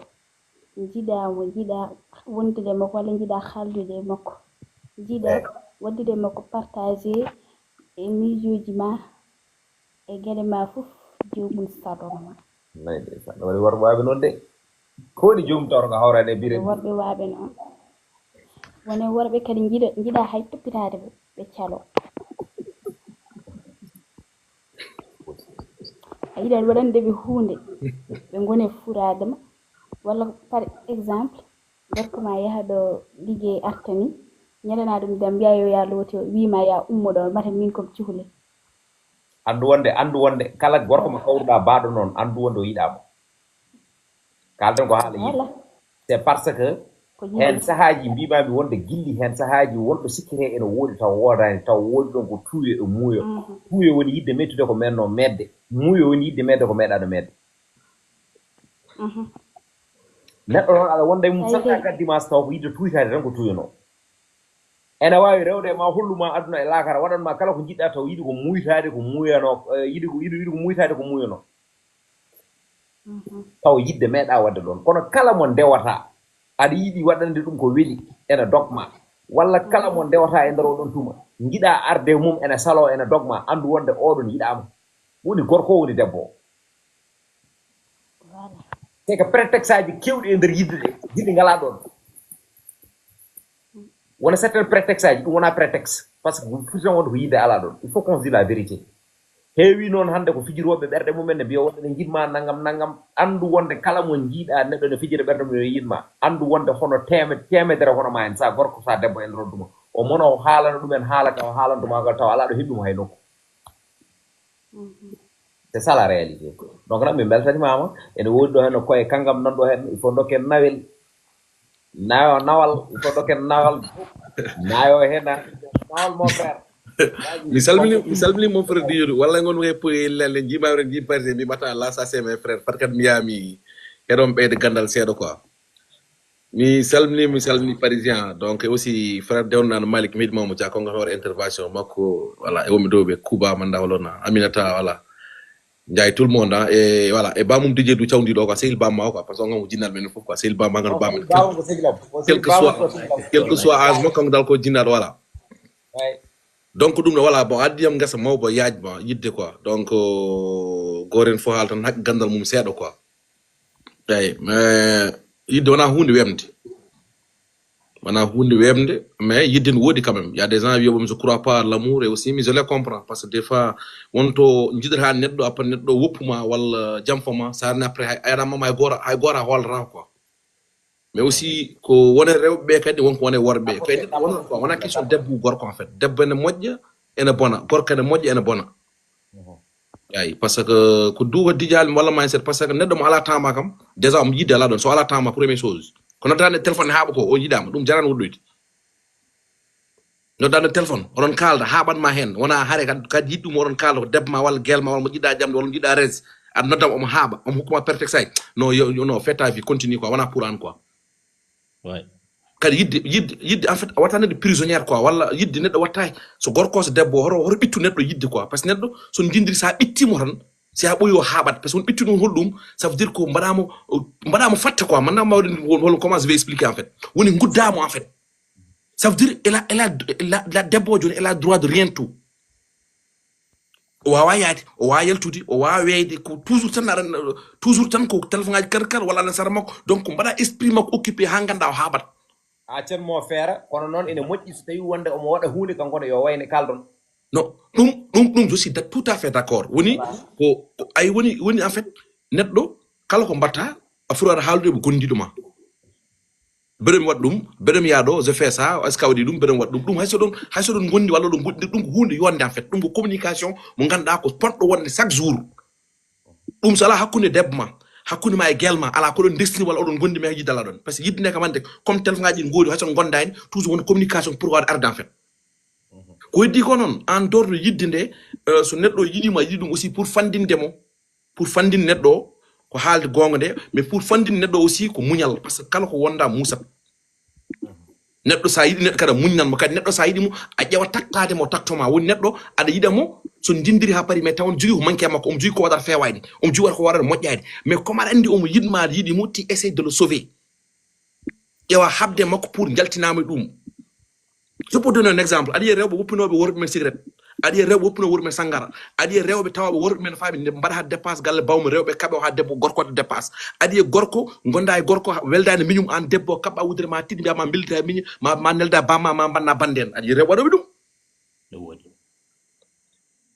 aɗa yiya gona gorko tawa waɗani fidèle aɗa waɗi bon hay so aɗa yiɗi debbo ma waɗani fidèle mais debbo ma wasa woppudema wondema haɓoye ma ha goppa ɗum ɗum ko yidde waɗata ɗum dijee du mais sa wi kala ko sellani tan a taƴa bon des fois kalden gonga won ñanden debbo kalden wimi joni ya deux façon tromperie nder aduna gorko ma wonma trompé namdo est ce que gorko ma wonma trompé ke gorko walla ke debbo manda son paami haala kade reftu hen hande gorko ma wonma trompé mi jogo debba mi waɗi ɗum trompé joni ɓe mbi est ce que mbanmomi trompé ke debbo goɗɗo walla ke gorko par ce que gorko wona gorko taw won debbo kadi wonde gorko banggue goɗɗo wala nane vas-y explique donc woni mi wona gorko min joni komi gorko e yesso debbam mais taw caggal debbam kadi taw kadi komi minne komi cukkante caggal no wodi aɗa ɗum muñatam no wodi donc kadi gorko ma so waɗima joni moyen so waɗima trompé e debbo kam andu kam ko gorko mais so waɗima trompé wat poser des questions est ce que kema walla est ce que makko est ce que kema est ce que ala ko mankinta ko poɗɗa wadde ka waɗani nder intimité o wala par rapport gestion wala par rapport extra wala par rapport ko DJ diw yo woppum woppu wala jaggum jag wala jomum arte galle waɗa ɗum fatta rewa yaltude ha dañon goɗɗum walla jomum ko forta hebde heɓani nder yiɗum bowal walla goɗɗo rewmum bowal jaggora taw wonde wonnoɗi mum caggal ne holla ɗum ar mi hokkuma ɗum ar mi voilà mi weddoma ngal ɗo mali weddama ngal ɗo murtani sali mais comme te heɓata ɗum toro galle gane waɗe proposé fellir jagga ɗum adda infidélité mais waɗa kadi neɗɗo mo ganduɗa ko baɗɗo infidèle hen sahaji rewɓe ɓe woni ɓe jamnata worɓe ɓe ɗe poti jamnirede ni so tawi jalti boole nder on so tawi ji jamno tan sa renaki pettalal ko rewat pettalal ko rawat ene wat mais des fois biget enen worɓe enen diji ɗum en jigui men kadi dije hayso jamnama ni hayso jamnama tellement e jeunesse o gowi waɗɗade ngun tello nguɗo pour goppa weɓayni ɗum nafanma ko daña debbo moƴƴo sa dañi debbo moƴƴo fami muña o muña o muña o haɓo ɗum o wadde ɗum o walma o waɗma soutenir ha goppa kadi gorko yiɗa wullede ay gorko DJ do min so won debbo billahi wallahi hay som tawi jom debbo so won debbo mbima debbo som tawi jom gallam ne ene lelde debbo god e wallahi je préfère nan mi yalta suudu nang udde mo para yow mi halantama de mo pamo dans le silence gorko yiɗa gorko sa so waɗi ko fewani sa deƴƴi a haalani gorko ma heɓɓu koyɗi mum haaro ma hersuma wima yafomi o hulere o watta hirsudema mais gorko quelque soit bêtise mo waɗi sa wulle makko a hokkimo doole sa wulle gorko waɗa déclenché gorko yiɗa wullede gorko kadi yiɗa waddede nuire dernière woni haala hunde ha para mbaddon fondire konngol quoi gorko yiɗa fondire konngol mais voilà gorko kala debbo ƴoƴƴo billahi wallahi manipulé wona gonga sa fondire mum konngol tan sa rene on certat on certat gorko DJ du ɓuuri webde wadde manipulé gorko ɓuuri webde jogade mais wona doole gorko funtere no cuhlel bebbe ni gogo wire bebbe ko wallahi saden gorko bebbe gorko funtere comme cuhlel ni e men wonto hebata dow les fof so wiyama fami tellinde aso yama fara jonnin mukuma asmano ko gorko way non ene helabi didde baba mi voilà afabi dum ko hen bangi dido non kanta non rewbe kanta rewbe anda rewbe en jogi hen kam sa wi ada fote gorko ma kongol ada fote gorko ma dande ada fote gorko ma koyngal ada fote gorko ma tuub ala yow copain bangi wala goddo me wana desere e heddi non yiddi non love ne wodi jabde mo jabani bi love wadan fo wona gong love ne wodi mais love carrément ne wodi ha wodi ha sinta ne bam no love ne wodi hebdo ko tagana do wuri dum e mo tagana ko wurum en wadi ko tagabe be gananda horma ngurata love ha abada yayi en jogi yimbe kadi fuibe DJ du ganda ko yide ay sa yidi bi cikata awpude be mbarade ma abisi ene wadi dum don ade ene wadi rewbe be kollata wala pagu suuji ene wadi rewbe hollobe worbe yid habi cikko wonda wa oppude ene wadi rewbe kollata yidde cikko wonda ala taga do sona kanyumen c'est parce que ko dum woni adandi be bi parce que kala biido yidde wodani andu wonde ko famani kongol mo rewi puindam ronkama jeydo yo totte famdi do gilli mo yidi yida ko mo yewi yidi yidande gilli ne beli ha ndati njumri gilli ne ndahmi ha burti mumi wallahi ko non c'est très important gadder holko yidde taw d'abord joni totten odo LB va machallah LB bismillah assalamu alaikum salam wa rahmatullahi wa barakatuh lay fo o monta yo yimbe tapot buru ngabbo dow mi salmini haaliyankoɓe galle o fof mi salmini heɗiyankoɓe galle o fof kadi salmitama e baadi bismillah machallah tem o ne waɗi fayida nde wonno ko tem guuraɗo ko wuurani foti yewtidede saha fof goto fof ko jogui ko adda ɗum beele yimɓeɓe cupto hen ko moƴƴi ko golloro ɗum fewnata dental ngal ha tem yidde ne kalirɗen ɗum ni ko noon min noon somi yiiɗi raɓɓiɗinade yidde waɗi ko façon ngaji tati waɗi ko yiide eyi waɗi ko yiide waɗi ko yiɗirde waɗi ko yiɗande yiide ko jiya neɗɗo o tan jiiɗamo wonko nanɗa e makko walla wonne paamirɗamo yiɗirde ko wonko jiiruɗa neɗɗo o aɗi yiɗirimo ɗum ɗon yiɗande nde noon ko nden woni goonga ko jiɗanɗa hoorema ko jiɗana ɗum mo jiiɗa o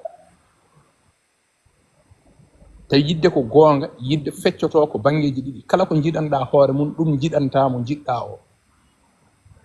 nde wonno neɗɗo ko ɓuri heewde probléme uji ɗi kalten ɗo ɗi ɓuri heewde ko yiirude jiira neɗɗo hunde nde jiɗa ɗum noon ne fecco e geɗɗe tati sa dañi hono hunde nde a woppan jomum sa dañi hunde nde jomum joguinode a woppanmo so nde natti wonde ɗon a woppanmo ɗum woni yidde intérêt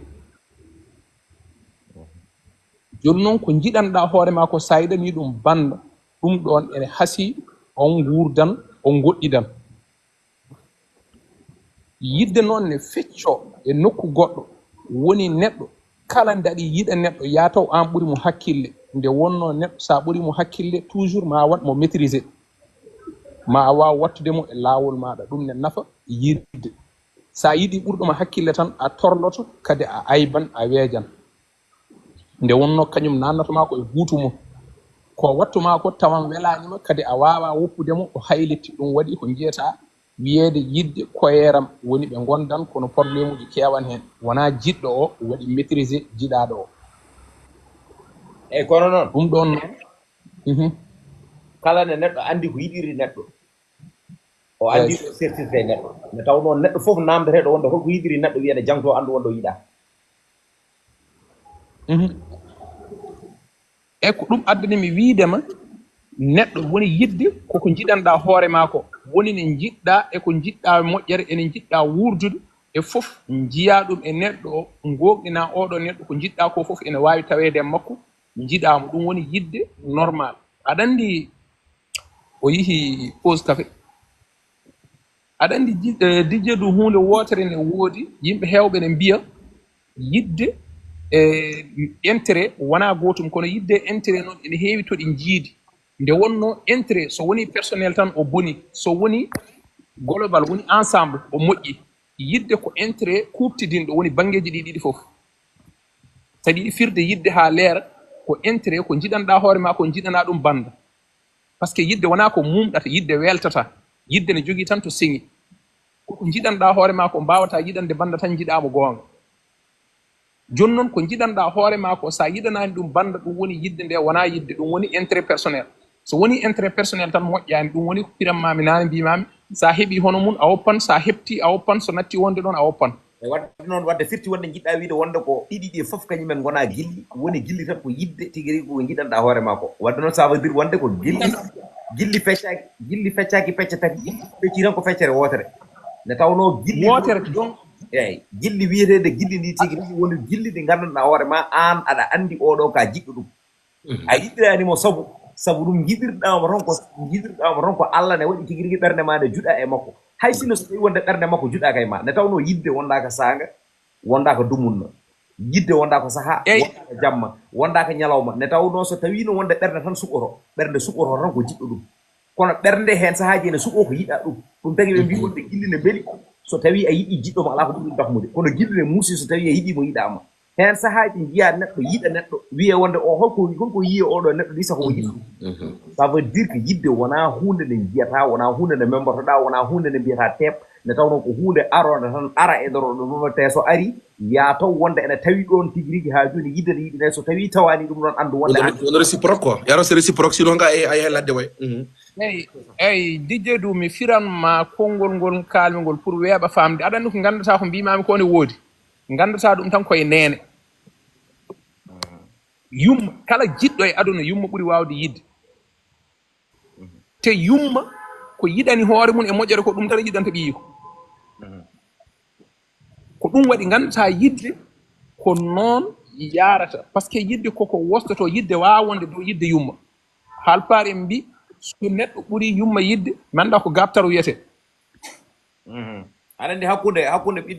ɓiɗɗo ni e jinnaɗo mum ɗum kadi ko yidde wonde nde tawno ɗon ko gilli comɓi korsa no wimo ko love mo ganduɗa ko love quoi ko love goɗɗo quoi ko love sabu ɗum ko hettere ittande e hettere nde tawno nene e nehaɗi mum baba e mbawko mum nde tawno baba ko kañum woni daddori kala ko raddi adda e nder galle fattine kono nene ko kañum nehata ay so tawi wiyama wonde needi tan helmere needi nde itta koye nene helmere baba nde ko hen mbawko itta ɗum tagi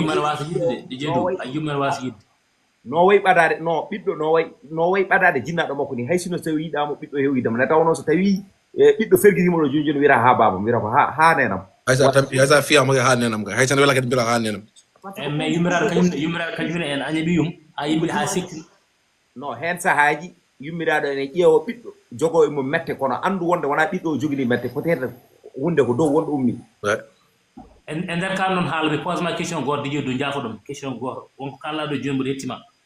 mbiɗa foti ko so tawi neɗɗo o namdama holko yiɗiri neɗɗo o ronka andu o fotani wawde andude holko yiɗiri ɗum min mboɗo sikkiran mataw neɗɗo yiɗirte neɗɗo koye golle mum moƴƴe walla e jikku muɗum par ce que ko ɗum ɓeydata yidde aɗa wawi yidde neɗɗo taw yidde nde forano mais oɗon guurdi omo golla golle moƴƴe omo waɗa jikku o waɗa gueɗe joɗɗe geste uji ɗin ɓeyɗo weldam yiddema e makko ne ɓeyɗo forde aɗa waɗa neɗɗo kadi aɗa yiɗa neɗɗo kadi a yiɗa neɗɗo kadi esa goto yiddema e makko usto ɗiɗi question ngaji ɗiɗi yimɓe posé ma yiddema e makko usto holko ustata ɗum par ce que yiyan o watta gollude golle bonde yiddema e makko usto yahani ha natta yiddemo sa renaka waɗa développé question o de ka pose question ona mais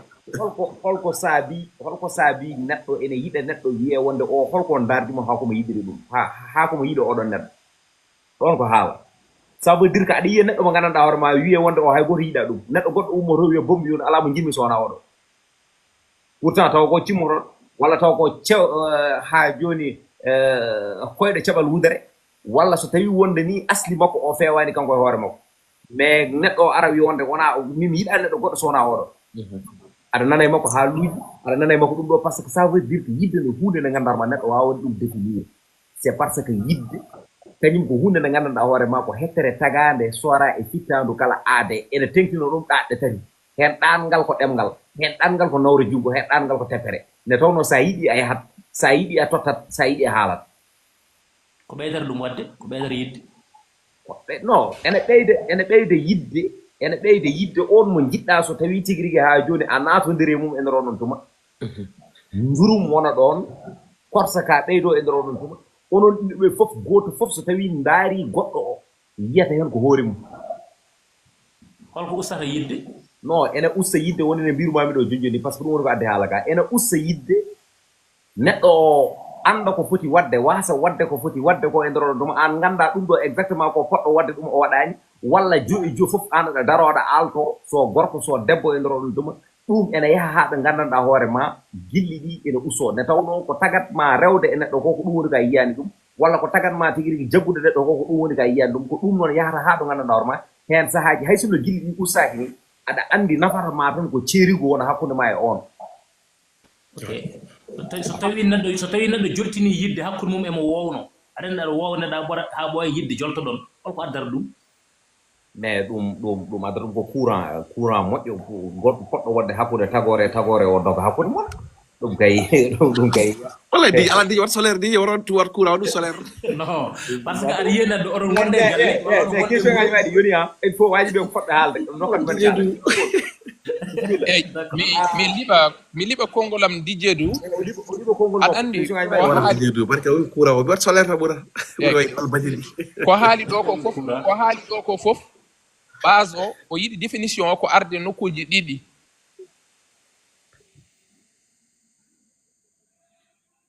eyyi ɓooyi ko hoolare wontata so wonti hoolare ko maayde sakkito ko maayde tan sernata ɗum yidde noon so raɓɓiɗi are tawaka ɗon nde wonno wonko jiɗanta hoore ma sa tawani ɗum e hono ma tawi ka joom hakkille feere fof nde mbaɗɗa a sertane jomum par ce que so wona ɗum koye koyren paaɗa ko ɗum addani mi wiide ma saɗa yiɗa neɗɗo ya taw an ɓuuri mo hakkille Didier du yewtere ma weeli no feewi koye dawol gonmi a jarama moƴƴere Allah e dendagal wondiɓe fof on jarama merci bon courage merci merci a jarama inchallah ok inchallah donc ha gongol on beltanama yo Allah newnu wonɓe lesɗe timtimol bisimilla aɗa wawi jippinde min machallah jippinma way merci on calminama mi jippine joni mi jippinma mais ana wayri kam de aɗa gonɗa joni min mboɗemi ɗo mboɗemi hor fonde hor fon cil bumu ndiaye mboɗemi ɗo waɗam aɗa joguino mi ala numéro ma noon oɗo instant mais après so tawi après mbaɗa ƴettama waɗam signe nder tiktok he rek inchallah waɗi signe après inchallah aɗano Dakar mboɗemi Dakar mboɗemi Dial Diop ok mayen kaldo après mi ƴetta less inchallah bon ok timtimol vas-y timtimol bisimilla a hiire jaam romo tawɗo e fof on calminama on juurama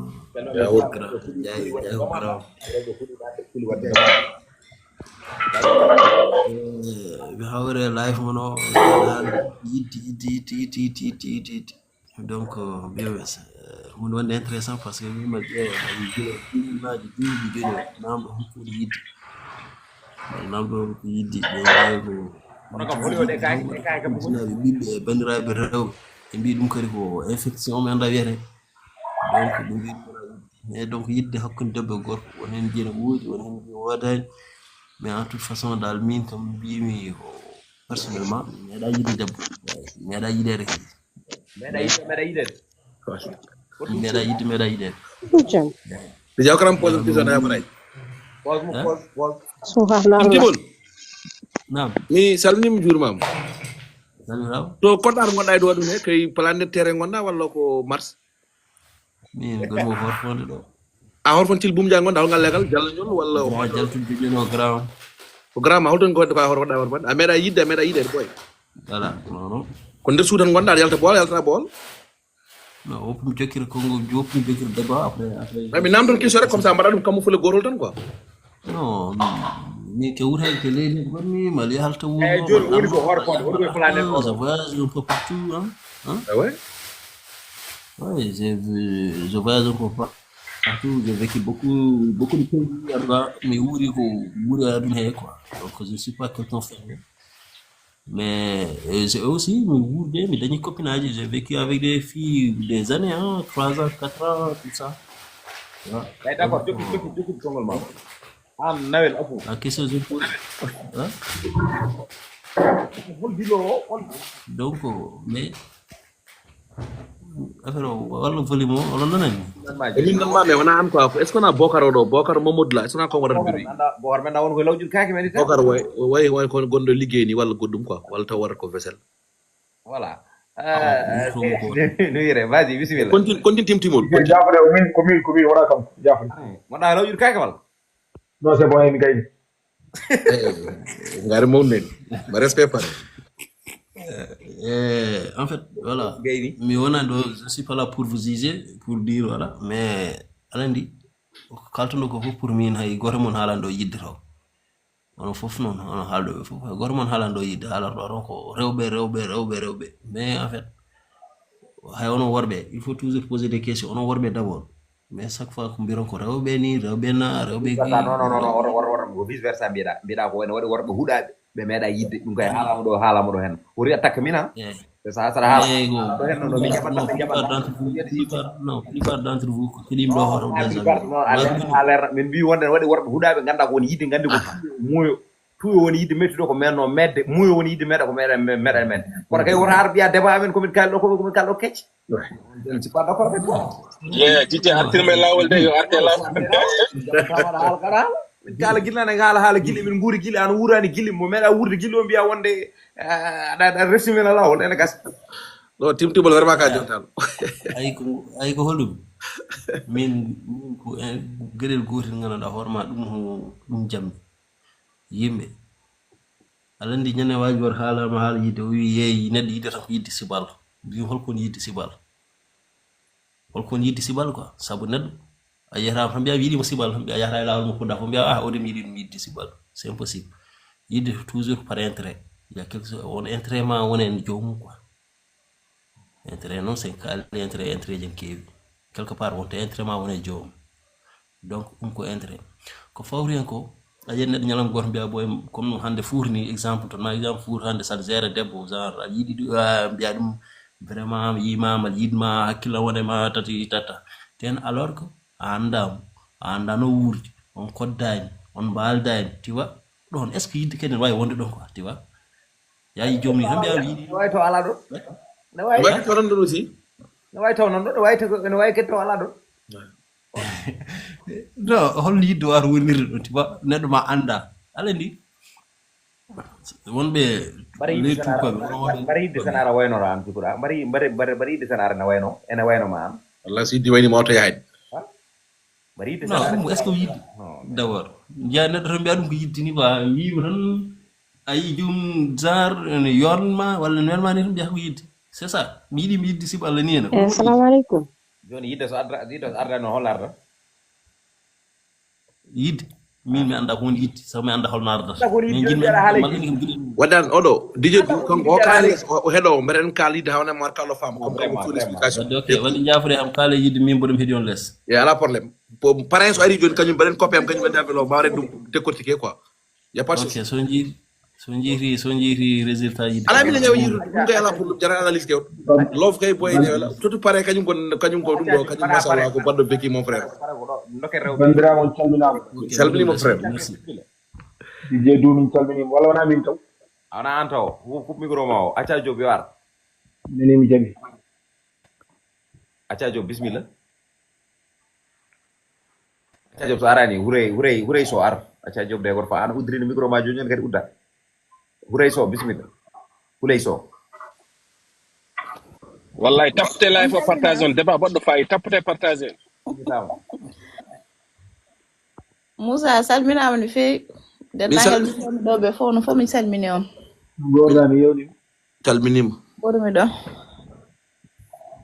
on gaddi ɗo débat de baɗɗo fayida yidde no way weldini yidde yiɗeɗe ɗum kala ɓurɗum cappude mais est ce que yidde nde joni wona e ɗemgal tan woni e tawno yidde ko namdi ko hande ne satti de deeɗoyam yidde ni wodde ha joni heddoto noon sahaji kadi ni hawni seeɗa kono kam en filte kono yidde ni woodi de oɗo Moussa ganduɗa hoore ma mo jeeton ɗo min ko yidde musde jinnomomi ɗo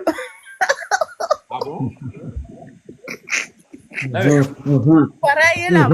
ala ne moƴƴi hen parin ne moƴƴi yo haale holo wude ko Moussa haltan no Moussa molo haltan ko pare o mandi hoore makko ko pare jon wutte jiɗi gonga e pare de ko jonta pare ko ne heewi yidde noon e nder réseaux sociaux ji pare ala noon ko banam gorko mi toñat ɗum tan on ko ganduɗo ko non emin gandi naturellement ko noon way noon par ce que sukaɓe ne yiiɓe par ce que pare laaɓi reedu omo laaɓi reedu ha ɓurti quoi wallahi laaɓa deralam koɗo wino ko laaɓa deralam saabi cukalon nde won mais il est très généreux min nandi ko depuis on est collège même vous aussi vous êtes généreux vraiment tous les hommes sont gentils ça dépend no sahaji onon kadi aɗa neɗɗo sa yiɗi hunde yidde ni heewi façon ngaji sahaji aɗa yiɗa neɗɗo to nannuma yidde réellement wona aɗandi kalko ala intérêt kam moƴƴani min de ma part personnel mimi natta mo ganda ko ganda hoore ma alana kam hay intérêt goto mi kalko mbomi nadde aduna wonat kam tan intérêt tan goɗanɗomi hen taw tan haydara tan ala ko tawami hen ala fof mbaɗami suuɗ debbo gorko plutôt ina yiya debbo yiɗa ɗum woni intérêt o enen mbiyata ɗum ko intérêt yiɗa ɗum jikku mum yiɗa ɗum fayidagal muɗum yiɗa ɗum neɗɗagal muɗum mais ɗum wona sifa wases aɗandi hunde fof aɗandi kalmo jiiɗa e aduna ene waɗi tan ko nananma e neɗɗo saha jiya debbo taw ko mbaadi mum nanma e ɗum nannuma hen saha jiya debbo taw ko jikku makko nanma e makko saha jiiɗa neɗɗo taw no an noon ka garɗo tan aɗa wirtore ɓenna sa heɓi moƴƴi sa heɓi ka jaho sa heɓani ka jaho ɗum kam ɓuri heewde koye worɓe kono rewɓe kam ina mbawi yidde rewɓe kam ko yiɗoɓe tan kañumen kalto goni tawar koko jiiɗi heddoto noon mbasa dañde toon ko jiiɗi ko kono kam ko yidde tan sabar fofof onon worɓe noon kewi bonnude yakar amen min jogoye moon yakar ande vous donnez les faux espoirs neɗo arat yaako debbo arat yakor moɗon yiɗa moon fortune moon après onon taw taw onon taw wona yidde to wona yidde wondude wurdude jomum addi onon addunon tan ko wirtu ɓenna ndur mi yima ndur onon kedi kam bandiraɓe min kedi ma ko noon ɗum wayi d'accord min cikkunomi an mi pose ma question goto yo deɗo aɗa yiiɗi nder o saha ara kadi waɗi muhlelle joni noon on nande goɗɗo chômage technique ko arani du on nande goɗɗo chômage technique waro e loofe ko oɗo gommiɗo e leɗɗe ko reyam mi anda ko reyammi mi anda ni le moment déjà échappé réintelligence remɗo o joni gommi ko ellede koye ɗum ɗo e gonmi saliyal mangal ngal to patient ji ɗi gadde he tan medde 16 uji ɗo mono fo leloro jahanayi fo juuɗe becce ko toon gonɗa waɗa ɓernde ko ñawi seeɗa ɗo kay ɗo joni gila tan certumi tan e ko certumi ko comme jaɓruɗo Allah tan hen sahaji noon ndeysan worɓe hewɓe eɓe bonna ɓerɗe rewɓe ɓe ha rewɓe ɓe cikka wonde worɓe fof noon mbayi rewɓe ɓe aɗa debbo foti ko teddinede debbo ala doole minen min ngala doole minen ko onon goni kilifa amen onon goni jinnaɓe amen onon goni fofof neɗɗo sa dañi debbo wallu ɗum no fewnirto wallu ɗum e fof kadi sohna Houleye Sow ala yettode min mi jogema namdal mbeɗa jogema namdal saɗa jogini ɗum réponse an so gorko yiɗimo holno gandirta ɗum kadi weɓe anndude ha ubba holno gandirta ɗum worɓe dan sa gor les prépare ko fenoɓe de ci kaw ɗen jitta non ay fenande jurta sa nani nan andal jiddo dum tan ko tawara ko sa wondina do ma yurme ma teddine kadi holen gede gorko jiddo mo aduna firtor wadatama ɗum ma won fenande ma fenan jomum parce que saha fof fenande kamen waɗi tan ko libare kilo ƴiɗi waɗi tan waɗi tan hono fenali gardata d'accord hono merci fenade ɓurtude hay goto wiya ay so debbo mo jiɗɗa a fenanta ɗum nde ɗo peɗani taw haalde Allah min de ko mboɗa andi sa yiɗi kam mboɗa andi sa yiɗa kam kadi mboɗa andi taw noon ka garɗo jooɗade mboɗa andi an sa dañi ka jottoɗo sa dañani ka jottoɗo sa ardi yaade ɗum kadi weeɓi andude d'accord fawɗon feɗenuma Houleye bon joni dokken parrain alaji parrain bisimilla après payne Bocar bandiraɓe on calminama zano waɗa ni andi débat mon gadduɗon no hannde o c'est wallahi mi andani taw mami artu hen inchallah information oɗon kala ko mbami hebde hen ɗo suba inchallah mi waɗa hen vidéo vas-y bisimilla parrain ceernaji mbi warama débat o c'est très sensible mais aɗa andi le cœur a ses raisons que la raison ignore et pour aimer une personne mi sikkani si tu as besoin de andude neɗɗo o parce qu'il suffit d'une seconde pour aimer une personne toute une vie pour l'apprécier ou la détester neɗɗo ene wawi yidde mo meeɗa yiide mais a wawa yewnude ma anda aɗa ara ɗo e jota e joni tan jiya neɗɗo goppa e makko haqqille tu sens quelque chose oɗo ko mbatta e makko sentir ko peut être a meeɗa waɗi ɗum sentir mais walla hay sa meeɗi waɗi ɗum sentir koye neɗɗo mo jinnoɗa mbanɗa ɗum sentir mais pour andude neɗɗo walla wowde neɗɗo yidde neɗɗo t'as pas besoin de andude neɗɗo walla wowde joomum c'est avec le temps aɗa andi yidde so fawima ha paari ko heddi ko ko nden arata woni gandodiral ngal gowodiral ngal jadiral ngal ha wooda niveau mo jetti ɗon mais hande de nos jours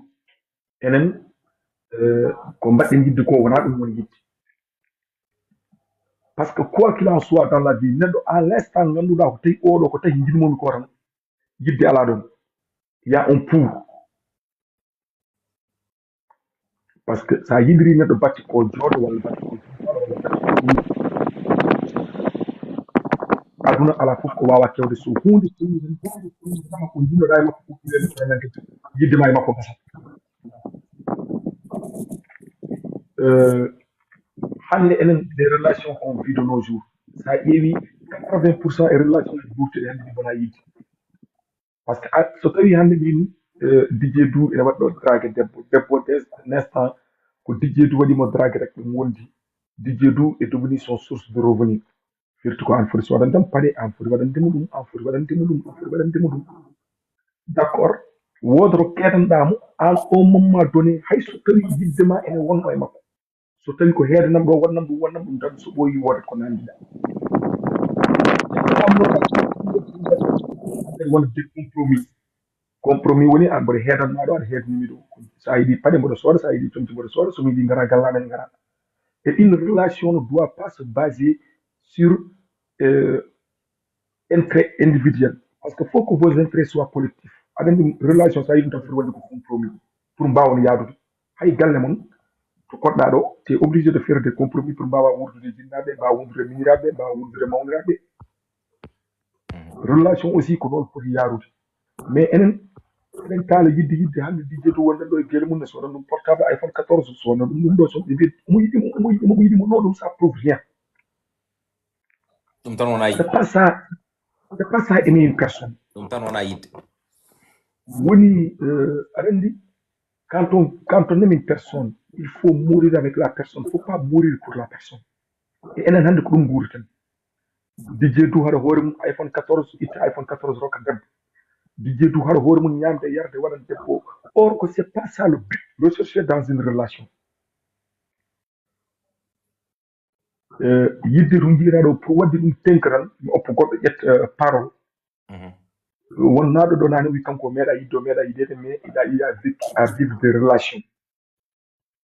je pense que relation ngaji ne mbawi wadde aboutir walla wasa wadde aboutir walla newo walla ya par ce que neɗɗo mo jiɗɗa oɗo mbawi sertude ha aɗa wawi yidde neɗɗo ha ɓuuranma hunde fof aduna Certo. nguur toon quelque temps ceerten Gonga. aɗa wawi yidde neɗɗo hay so ceerti aɗa andi oɗo min ceerti mais tu sais ce que je ressens pour la personne là je n'ai jamais ressenti pour personne et mi wonta mi yawata kadi wadde ɗum ressenti neɗɗo goɗɗo donc janggo e jaam il faut daña goɗɗo petit à petit ene yejjitanma on ha on goɗɗo wawa nadde e ɓernde ma mais yidde ne woodi yidde ene woodi mais base yidde ko ɗeɗo geɗe tati woni base yidde on mbiji pas mboɗo yiɗiri neɗɗo par intérêt non intérêt o tawete hen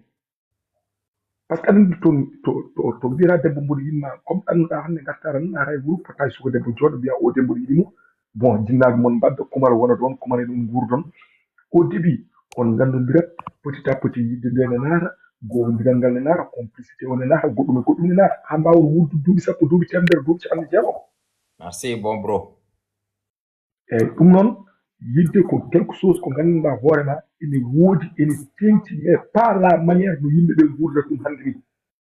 sa wonde debbo tan sikkata ko an wonti bamum ko soodi fof wiya ko ma mbaɗa annene sa wonde debbo saha fof mi ara galle naaten ɗo coren ɗo corten ɗo ɗum natti wonde relation wonti hankkadi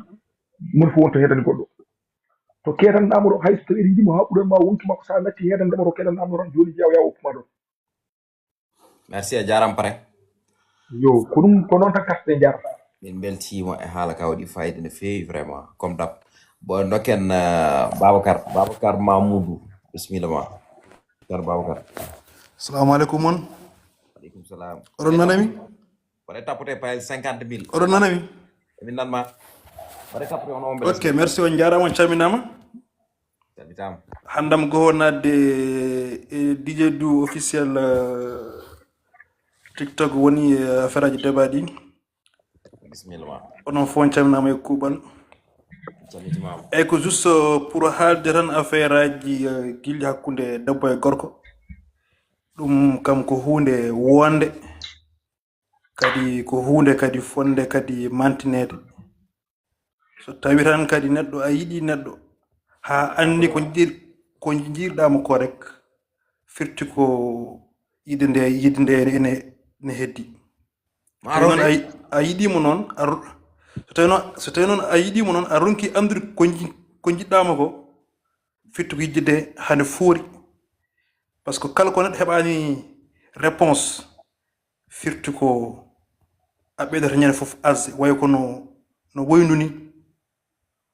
aɗa yiɗi heɓde ndiyamɗam kono aɗa andi ndiyamɗam haɗon woodi kono chaque fois asat donc woyndu ɓeydata tan ko luggidde so tawi noon neɗɗo oɗo gondi woni pasoma woni séri ma woni kala ko ya wonde aɗa yiɗimo kono a ronki andude holko jiɗɗamo firti ko gilli ɗi ko gilli goonga par ce que an à chaque fois a yarat yidde wadde découvrir holko tagi oɗo a reya makko holko tagi aɗa yiɗimo holko tagi ko yimɓeɓe fof ɓe kala ɓe jiita ko kanko ɓurɗa horsidde kanko ɓurɗa jaggude donc firti ko aɗa yaha e ked chaque fois de chercher des réponses ɗi a dañca mais dès l'instant ko andayimo tak a wi ko sababu ɗum ɗo jiiɗirmomi firti ko ɗum ɗon kalde iwe makko walla ɗum ɗon kalde manque makko walla kalde usse makko tan a no wiyete kadi ussoto ɗon ne wawi won taw ko découvrir ko jiiɗa e makko soko jondam makko soko yaadu makko soko haala makko soko guite makko so tawi tan a waɗi ɗum découvrir kadi kala ko ɓooya yeeso tan ha sat no mbiyeten ni trop de disponibilité walla trop d'exposition e nder yimɓe tan so ɓooyi yimɓe kasete yimɓe gowete hay sinno Allah hande jippino ɗo hande leydi fodde 1 mois tan a yiyat enen fof mbayno ɗum hande guiƴiraɗo mais kala ko waɗi rare et précieux ɗum tagi so tawi a yiɗi neɗɗo a ronki famde a ronki andude a ronki jaggude an pourquoi ndewɗa e makko rek firtu gilɗi enen kooti kadi haɗi lutti ɗum tagi nagga woyndu a asandu tan ñañere fof aɗa asandu kono réponse o a yita mukko oɗon mbawi wurdude ha maydan mais tawa a wata andude on paami parce que psychologie debbo e psychologie gorko de serti parce que gorko en général mbimi ko en général kande hutiri hakkille mum devient très dangereux mais debbo ɓuri hewde ko hakkille mum ɓuri wawde hutorade parce que debbo ala doole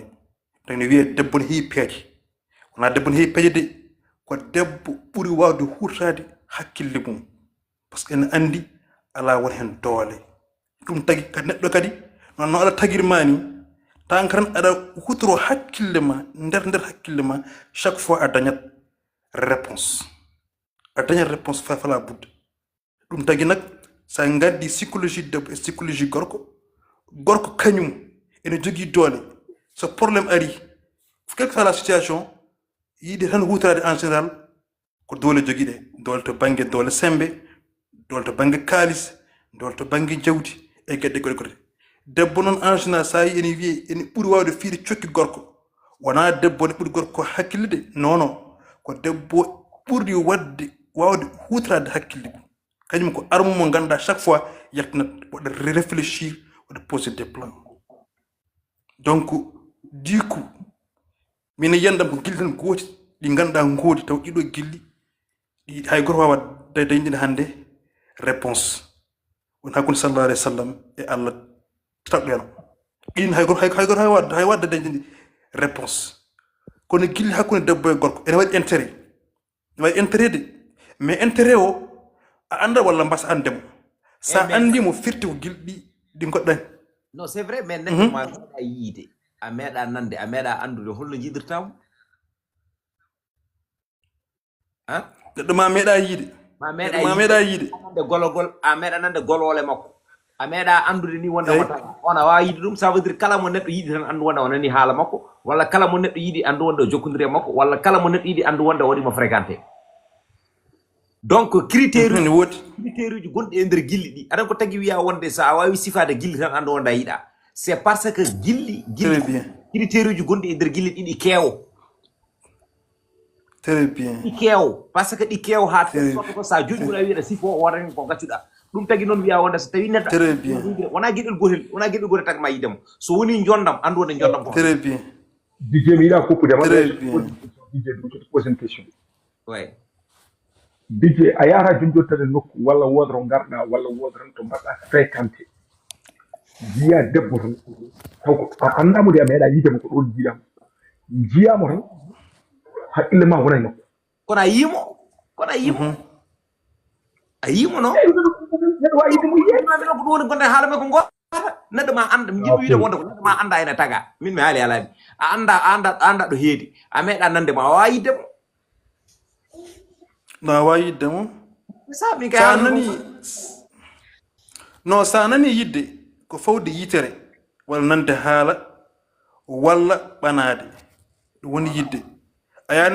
aya neɗɗo ne wirtoma tan hay sino ni a yanimo o waɗa parfum tan o welma andani ko debbo anda gorko c'est-à-dire ko sens uji ɗi Allah tototten ɗi Allah hokken ɗi a faami yitere nofuru memde urnugol ɗum tagata en wawde yidde ko takken ko kono noon ko ceernojo wiyata ko parrain ɗon ko haalta ko ɗum firti ko ɗo haalɗo min e hakkillam comme genre no coup de foudre ni a yenno tan gasi lawol go tak potton tan gasi an woda tan ko umme ma faye makko a faami donc du coup ɗum ɗon ko première no wirnani ni ko première impression parce que première impression neɗɗo ma meeɗa yiide so hay makko bonne première impression c'est fini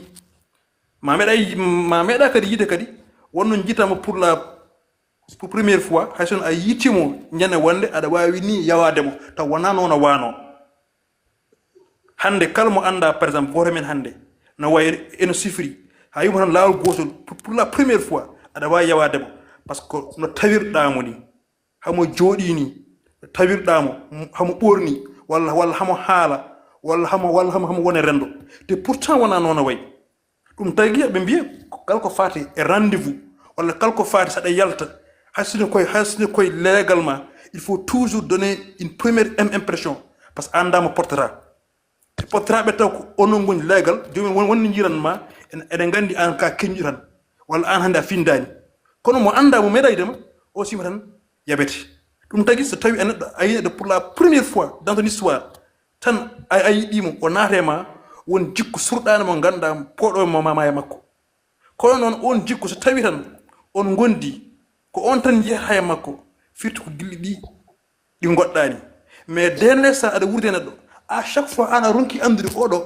hol kadi ko bilaji ngoni biya beaucoup de critères ɗi ganduɗa ɗo way kono maayo ni a ronki andude an oɗo hol kanko dirɗa e makko walla holko rewiɗa e ma ɗon firti ko c'est profond réponse mo jeeɗa noon a yeyatamo mukko tant que réponse a wawa dañde oɗon mbawi wurde kaddi gurdam mon taw hay goto fof andra holko rewiɗe e goɗɗo o kono noon mbiyaɗani ne wona jikku bonɗo kadi ene bonna gilli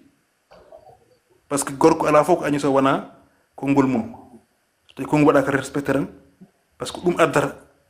wasa wadde communiqué sa wi communication hakkude debbo e gorko yo mbaɗa communiqué ko pour dañde terre d'entente so tawi minema eɗen mbaɗa communiqué chaque fois eɗen mbaɗa communiqué mais chaque fois tu retournes toujours même problème so ɓooyi communication mayat so communication mayan kaden c'est fini.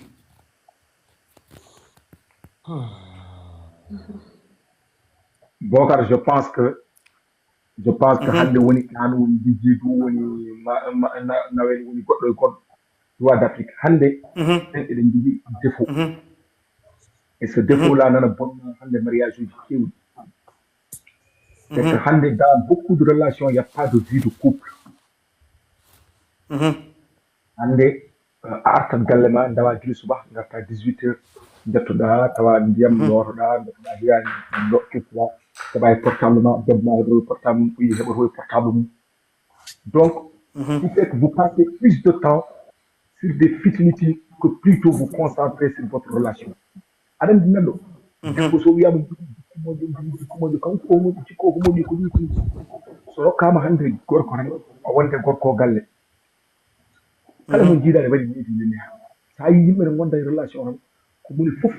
ma wooda ko muñani goɗɗo o moni fof kadi jaɓa compromis nde wawa wujjude goɗɗo o so tawi debbo ma ko moƴƴo anta moƴƴo mais on ndendani leydi on ndendani ɗum ɗo de base éducation de base pour que mbawon wadde zimine onon mbiɗo il faut que taw yewtere fijirde e galede nan ɗon merci debbo hande seeɗa Bocar il faut témoin parce que en waɗi heddiɓe wonɓe demande uji ɗi keewi dans ce cas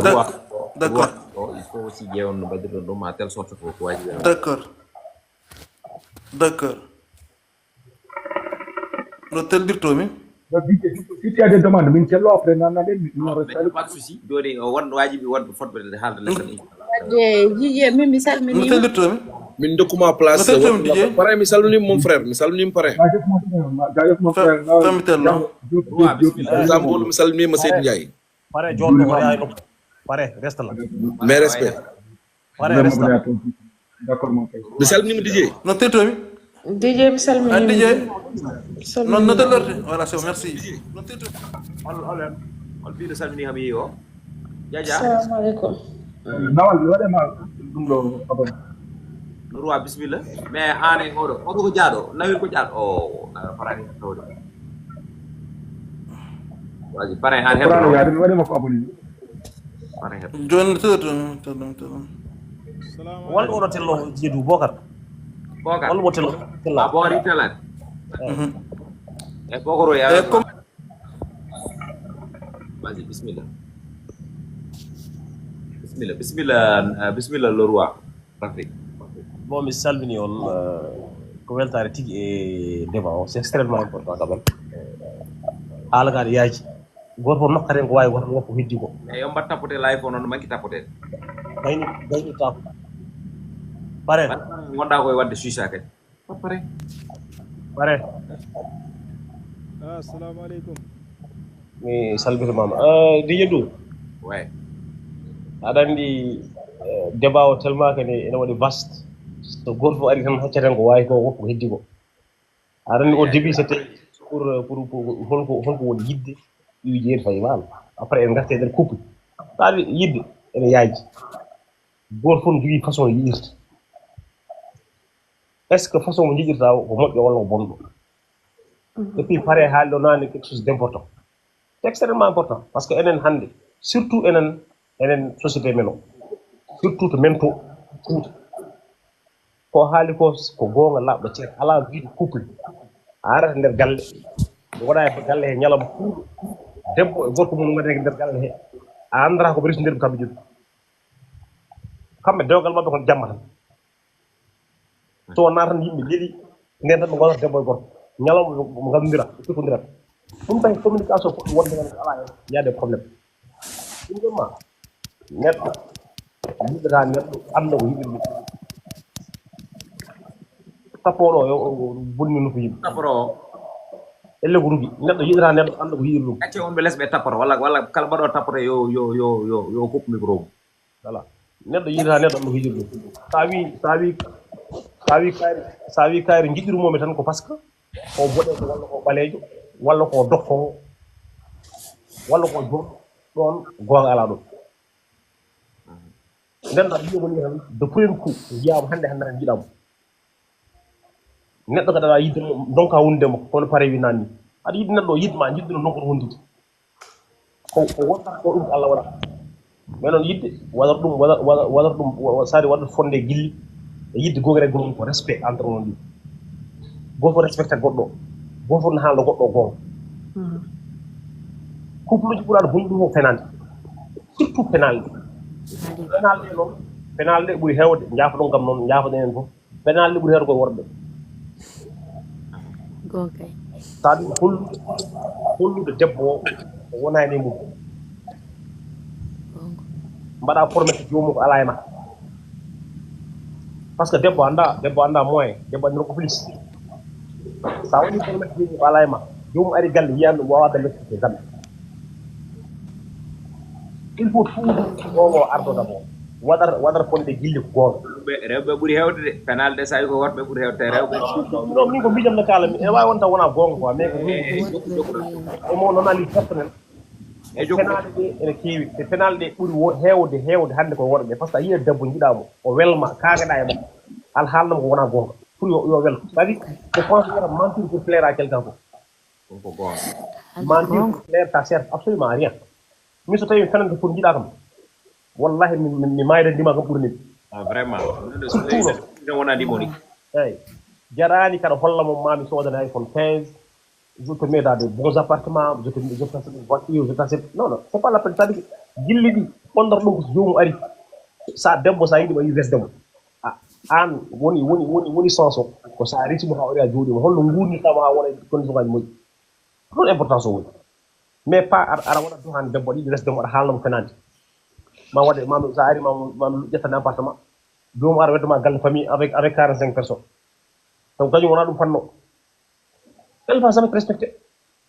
ɗum tahiɗa seɗen jiiɗi wuurdude paamodiren guurden e dow goonga respect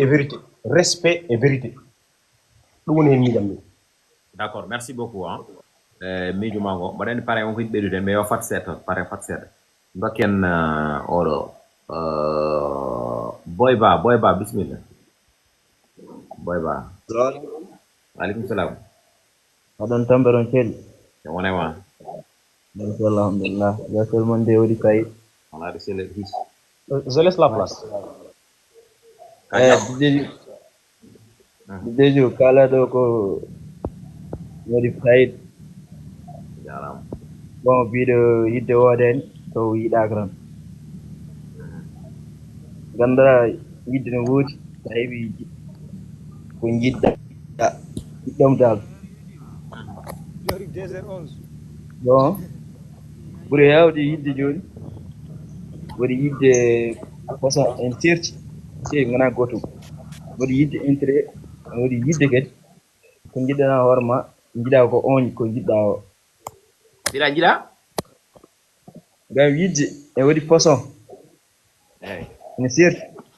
waɗi yidde intérêt waɗi yidde kadi gurda jomum quelqu'un sans cortede ok ɓuuri hewde yidde joni ɓuuri hewde yidde nder hen yidde ko fenani ɓuuri hewde hen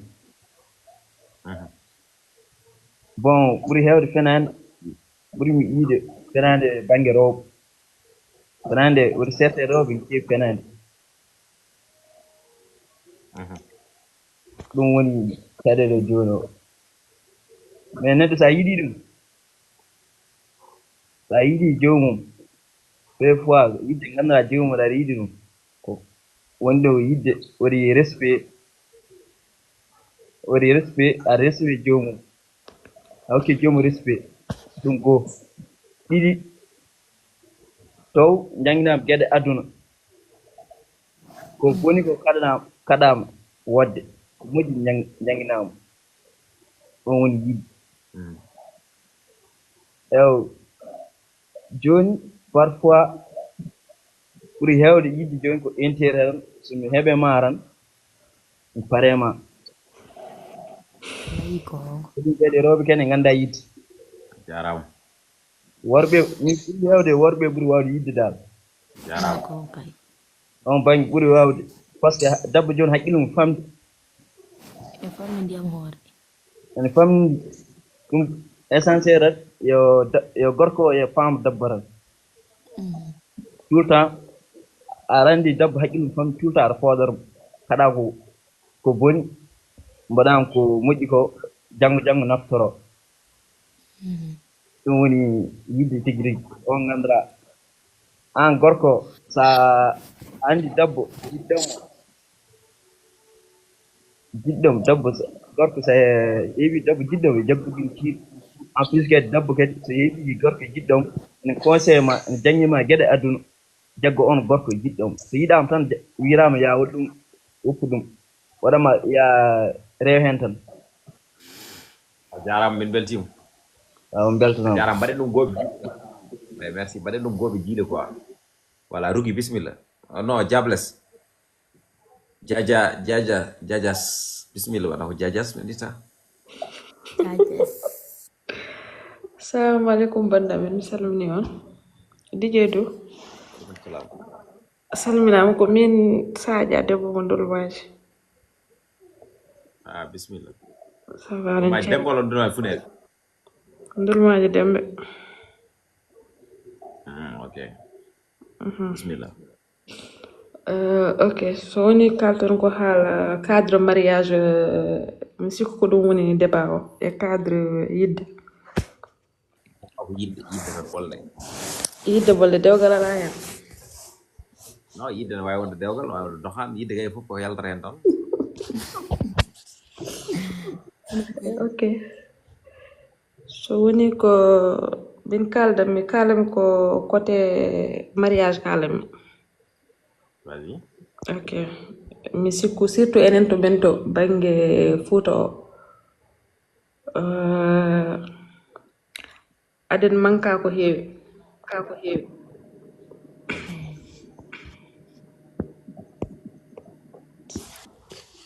surtout enen to men to ganduɗa ko intimité o manki hakkunde neɗɗo e joom suudu muɗum walla hakkunde neɗɗo e joom galle mum intimité meɗen en ngala intimité ari a salminani kadi a hokka konngol a yeehi est ce que jokku enen to bange men to en ngala intimité côté dewgal par ce que galleji ko galleji famille ɗiɗi yimɓe fof gondi wona ko jiɗɗa haaldude joom galle ma kalda e mum walla ko jiɗɗa waddude mum mbadda e mum aussi jomum aɗon mbawi wettudirde ni e galle o ni aɗon jaaɗo ngar tawa anda ni ɓeeɗo koɓe resodirɓe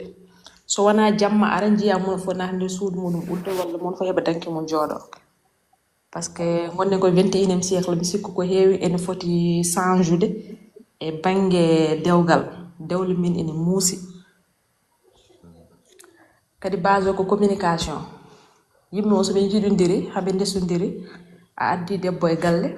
aɗon poti wadde communication base o so communication ala ko wawi yaade il faut waɗa communication waɗa minen wona haaljanke no feewi merci min beltima e haala ma waɗi fayida bon totten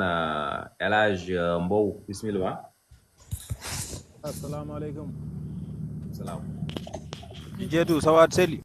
va bien machallah alhamdulillah va bien les activités.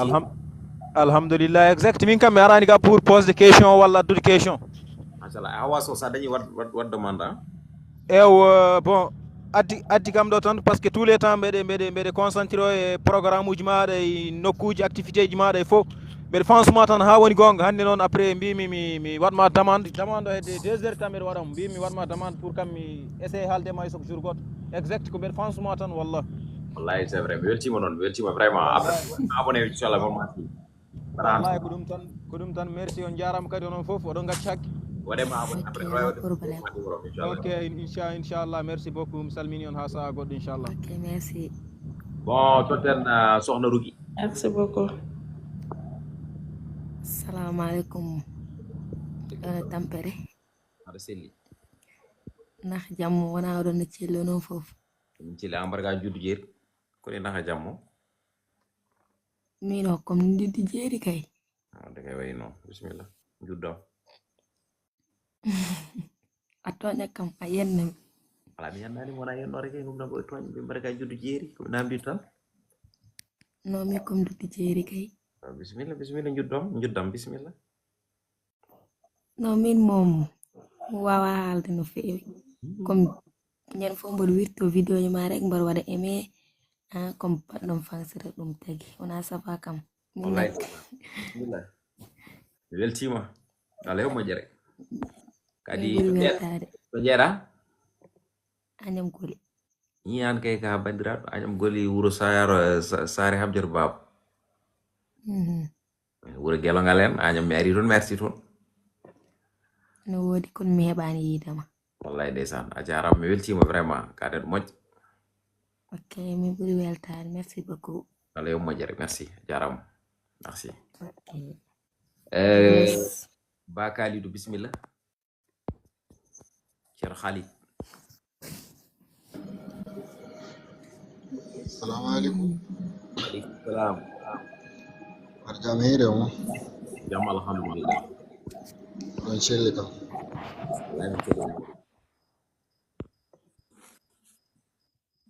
Allo?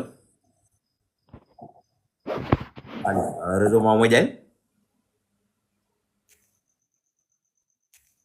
Madame réseau mako Mamo Diagne hawli bismillah.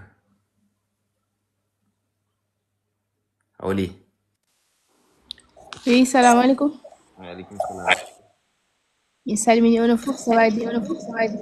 wona hawli majjuɗo live oɗon waɗi retourde wona hawli majjunoɗo e live o noon kay wi non même pas mboɗo mi ɗo de miɗa hettoma chaque fois aɗa hetto kama watta demande a nata kay ɗum toujours daga majji to non pas sing Babacar tampintami ɗo gilnani kanko wonno ɗo wallahi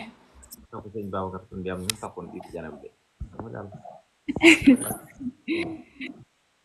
sérieux kanko bismillah ma en tout cas on gadi tem badɗo intéressant par ce que gilli moom so ittama e gurdam meɗen peut être mi yiyani ko heddoto ko gelli woni fof en tout cas min gona haaliyankoɓe kono mami eto hen haalde bismillah hay soko seeɗa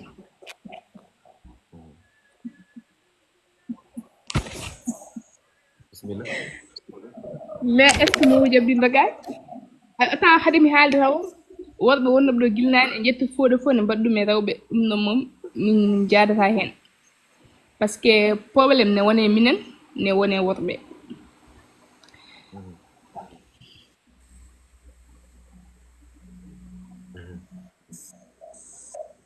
wadi raison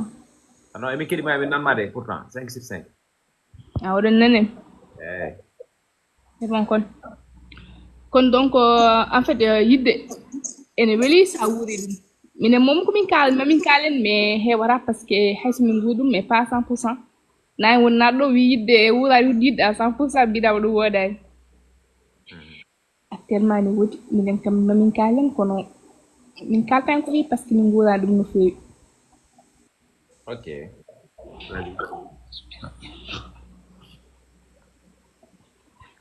bismillah a wuurani yidde 100% wadde gurɗa ko yidde 50% quoi an ko jiɗanoɗa ko ça veut dire ko wonani 100% quoi hay sa wuuri 100% par exemple sa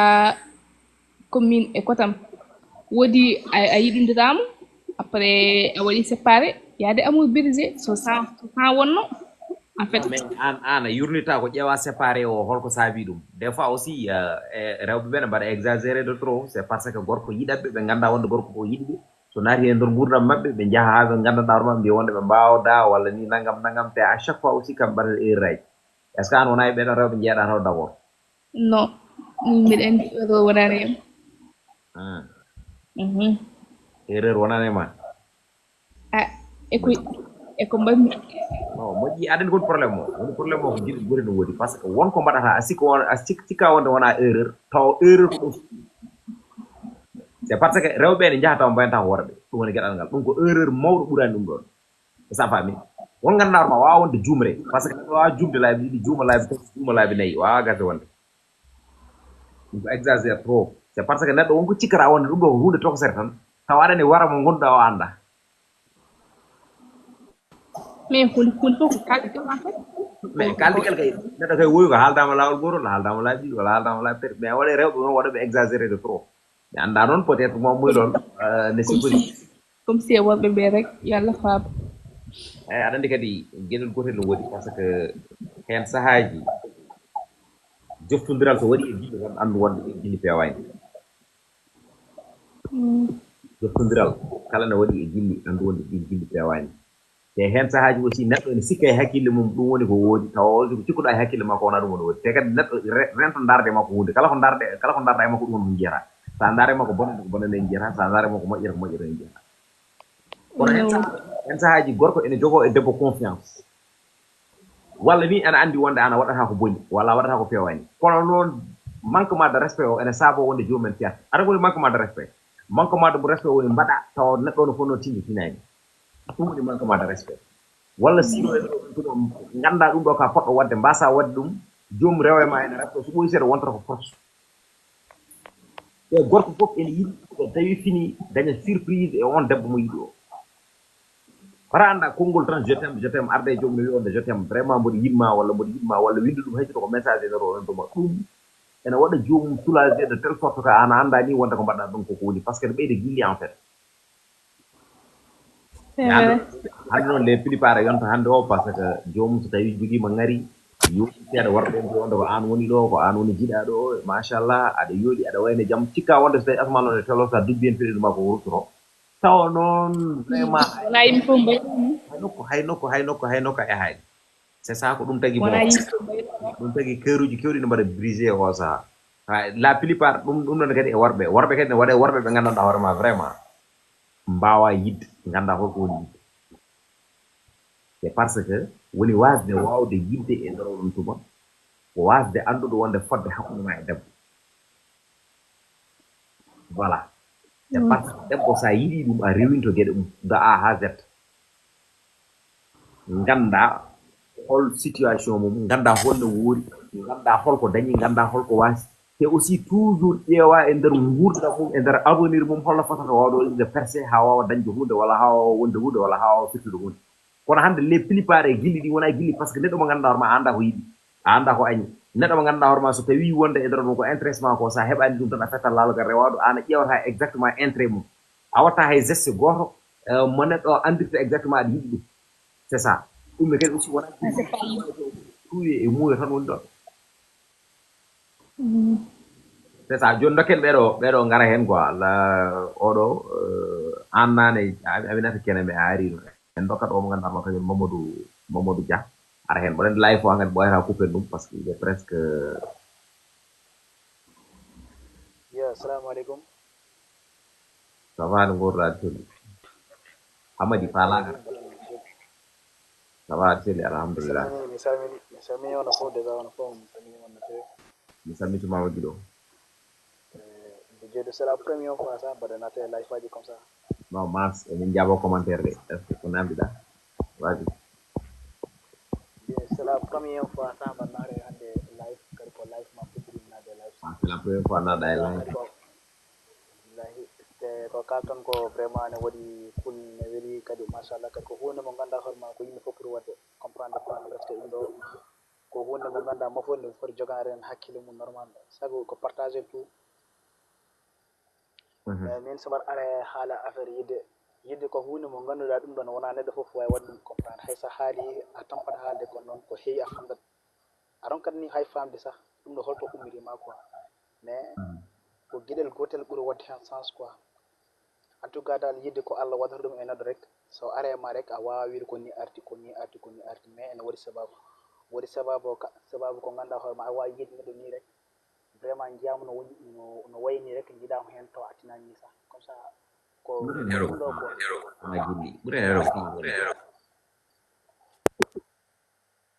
ko mais mbaɗa wawi wiide mi yidde ala fof no ardata e neɗɗo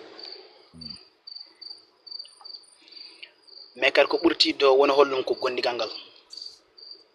par ce que gondigal noddi ko communication hakkude debbo gorko il faut wona normal même pas kadi de gorko on foti jogade hokkude gorko debbo ɗum ɗo e wonde yo naate e makko kono zara madasat fami gorko homo jogi hokkude limite e debbo yo wawa wadde mo comprendre no fewi kadi debbo on foti wadde maîtriser gorko no fewi il faut jaafoɗon kam par ce que comme jiɗ couple life o déjà fuɗɗima hirde te aussi si on peut fatigué non on waɓe demande ɓe ha dame inchallah vas-y continue aɗa faami comme zara ɗo joni sa wurde debbo sa wondema ko il faut jogandama o jogo kokama temps e ma no fewi o wawa andudema no fewi madasat fami ko ñimi haalde ko mais comme ça a yi hen won hen worɓe ɓe gurde debbo jamma e ñalawma ɓe kokkata ni debbo yo anduɓe seeɗa walla holko yiiɗi haalde mabɓe mais debbo on foti jogade limite e ma quoi comme ça o andema no fewi kadi wona communication belɗo wona fijirde kadi wona jellede no fewi wayano hakkude mo won dendiragal ɗum ɗon ne waɗa partagé yidde normal par ce que gorko il faut cuusna debbo ko heewi e ma mais jogo caractére holto yettata homo mais andinmo kam ko vraiment ala ka ko jarnanima mais kadi holto wawa yettademo quoi manda sa waɗi comprendre kono kam ko faare yidde kam moom vraiment hay sa waali haalde janggo mo fof ko idée mum jogui hen quoi mo fof kadi holno wari wurde a wawa haalde ha ko jomum no wawa wadde comprendre tout wana yaaji quoi wono wara ramal lo yaaji trop mo fof no jogui hen idée mum non a yan hoorema sa haali hen goɗɗo so haali hen mo fof no wawi yiru ɗum goɗɗum quoi mais en tout cas dal ko communication hakkude mo e gorko quoi kadi gorko mo foti jogade debbo kala mo wawi wondude so tiran vraiment yiddini ɗon yo foti wadde comme jarno dindi ko ni comme ça oɓe tontiri hen ɓe pijji hen ɓe jalti hen mais andinmo kam holto mbawata memde mi ɗon fotani wonde mais c'est ça surtout te aussi ene moƴƴi e yidde ni wonde so tawi neɗɗo waɗi erreur waɗa reconnaître erreur mum kono ne waɗa rewɓe pour mbaɗa reconnaître erreur mum il faut kala ha maya kala ha ma c'est normal ɗum kam ko mawɗum woni fuurinde quoi ça fois hakkade debbo seeɗa ko koɗa ɗum fof yaata hen ha ɓurta a wawa wadde hay seeɗa quoi no kokkirɗa ɗum fof no yaata aminata keneme bisimilla keneme Kumba a naati ɗo joni a naati vas-y hankkadi udden live o tampi mi naatino ɗo ke kono boyan hen to mi yarti bisimilla ko mbiyata ko yidde kam ina weeli hama yidde ina weeli ene muusi kadi yidde weeli hen omo tawi nane live garta ko law asa yiɗi jiɗɗo ma ina weeli kadi yimɓe so jiɗodiri mo fof ene foti tottude goɗɗo o respect ha timma mo fof kadi ene foti tottude goɗɗo o temps mo foti dañde e muno kadi aɓe poti yewtidde aɓe poti andutirde mo fof ne foti haalande goɗɗo ko yiɗi e ko añi ɓen mbawa famtirde yimɓe so ɓe pamottiro ɓe mbawa wondude gondigal mabɓe kadi juutat soɓe gonda kadi soɓe gondiri sabu Allah kadi juutat wetat soɓe jaaɓi ɓe mbaddi partage mo fof ko woni e ɓernde muɗum gondigal mabɓe juutat welat kadi ko wiɗo joni ko debbo so waɗi erreur ene salo wadde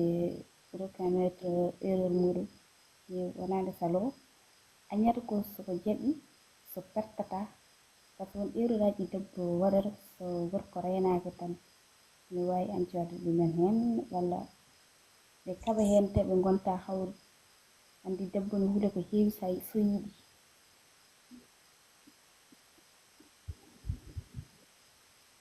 ok machallah Mbiɗa yiɗi noon haalde heen no feewi kono parrain yiɗa ko jingi. parrain my friend ouais affaire o de hankadi nana fuɗɗo hirde no mbiɗa ni aɗa andi yimɓe ɓe fof kaali moni fof hokki avis mum mais comme no mbiɗen ni tan ce qui est important dans une relation c'est respect c'est la communication c'est très important adi ko yimɓe mbiyata erreur ɓuri koye rewɓe no erreur ɓuri hewde koye worɓe aɗa andi erreur aji ɗi an a wawa wadde ɗi situé hay partout par ce que moni fof e jikku mum moni fof ene wayi aɗa yewna debbo tawno wonde gorko yiɗi ɗum ha jara ɗum woni fof e aduna pa tawni hay gorko ne yiɗimo mais pour que ɓe mbawa famodirde ɓe mbawa wurdude ɓe mbawa wadde avance relation maɓɓe ko gueɗel cattuguel no feewi par ce que communication hay so tawi aɓe mbaɗa communiqué han parfois goto o ko yiɗata ko tawat goɗɗo yiɗa ɗum walla wimo oɗo yiɗi o oɗo wona on wi waɗi choisir mais dans tous les cas neɗɗo dal sa yiɗi ɗum hormo ɗum muñana ɗum teddina ɗum devoir ma an no poɗɗa wadde envers makko waɗ ɗum tana timma en retour so jomum waɗi ɗum hayran so waɗani an faute ala e ma worɓe ɓe hannde de nos jours ay sa yi heure aji ɗi kewi tan dijje ɗum ko hannde de nos jours kala debbo mo mbiɗa assalamu aleykum taw yidde ma ko gonga de daranma d' abord ko gila less ha dow oɗo holto wawi yedondiri c'est là est la question oɗo holto wawi yedondiri à l' instant ko debbo so waɗiri ɗo réfléchir tan pour yidde nde waɗa ɗon musa goɗɗo parfois kadi goore mum no ara e debbo tan la guila mi adoro calculde ko oɗo holnde min jiidirte holnde o rewata galle holnde min jotto holnde madame momi embrassé ɗi ɗafuji kecce c'est ɗum sa waɗi ɗum jiital tan jomum waɗi jiital intérêt mum hankkadi relation ko ɗum tahata wawata yaade par ce que tout le temps ɗum tahata ha jahata fenana jomum mami waɗ ɗum mami waɗ ɗum mami waɗ ɗum taw ko mbiyataɗo waɗa ko allah andi aɗa andi an hoorema wawa ɗum mais juste pour heɓde ko jiɗɗa hoyde jaratama hunde fof mais kadi hannde rewɓe il faut ɓe ƴetta haqqillaji maɓɓe et ɗum c'est très important je veux vraiment souligner ça yo debbo oppi wollude gorko tan tigi c'est mon copain ko illa le droit et le devoir so téléphone boni ko kanko fewnantani so juudari kanko hettantani so ɗum ɗo waɗi c'est pas une obligation parce que la personne wurdiranema batte en heedanma to jinnanma keedantuɗuma ɗo mais hannde juuddara so walla 31 ara so bijje duwa sodani wuute ƴeewoya paane so tawi paane ne wawi hayran janngo ƴeewoya nawel walla ƴeewa goɗɗo ça dépend gorko one aussi so wuurde makko noon tan janngo ma wuri ko yiɗi heɓa ɗum tan wiya acci ya bangi goɗɗo ƴeewoya ɗum toon par ce que oɗo mi watta e makko financement kaari tan taw mi heɓata ko jinmi ko kanko ne mi watta ɗum tan ko ɗum tara gorko yaha ha nangira debbo comme un objet sexuel aɗa andi yidde so woni yidde tan hannde so dijje to wiyama dijje ko jontaɗo hannde hay mo andama peut être ganduɗum à travers les réseaux minen anduɓe maɓɓe de face andi to koɗɗa andi no gonɗa andi no liggortoɗa min mboɗo wawi darade mbiyo dijje to ko jontaɗo mboɗo jogui to pawmi ɗum mais c'est pas kadi dijje dow ko jontaɗo tan sukaɓe rewɓe cettino wonde dijje dow ko jontaɗo hokkam numéro ma hokkam numéro ma hokkam numéro ma après yimɓe ɓe so keeɓi numéro ma hannde o allo bébé allo mon cœur allo mon amour so ɓooyi a rokkat andu to mbaɗɗa situé par ce que hankkadi a ɗatti wurde amour gurdata ko du jour au jour hannde ngeɓɓone semori mboɗo ɓe mum jawɗan mboɗo semori mboɗo mum rewɓe aussi en rapport ko noon ɓe jarata te ɗum pour ittude ɗum e men il faut que dijje dow hannde mo yiɗi o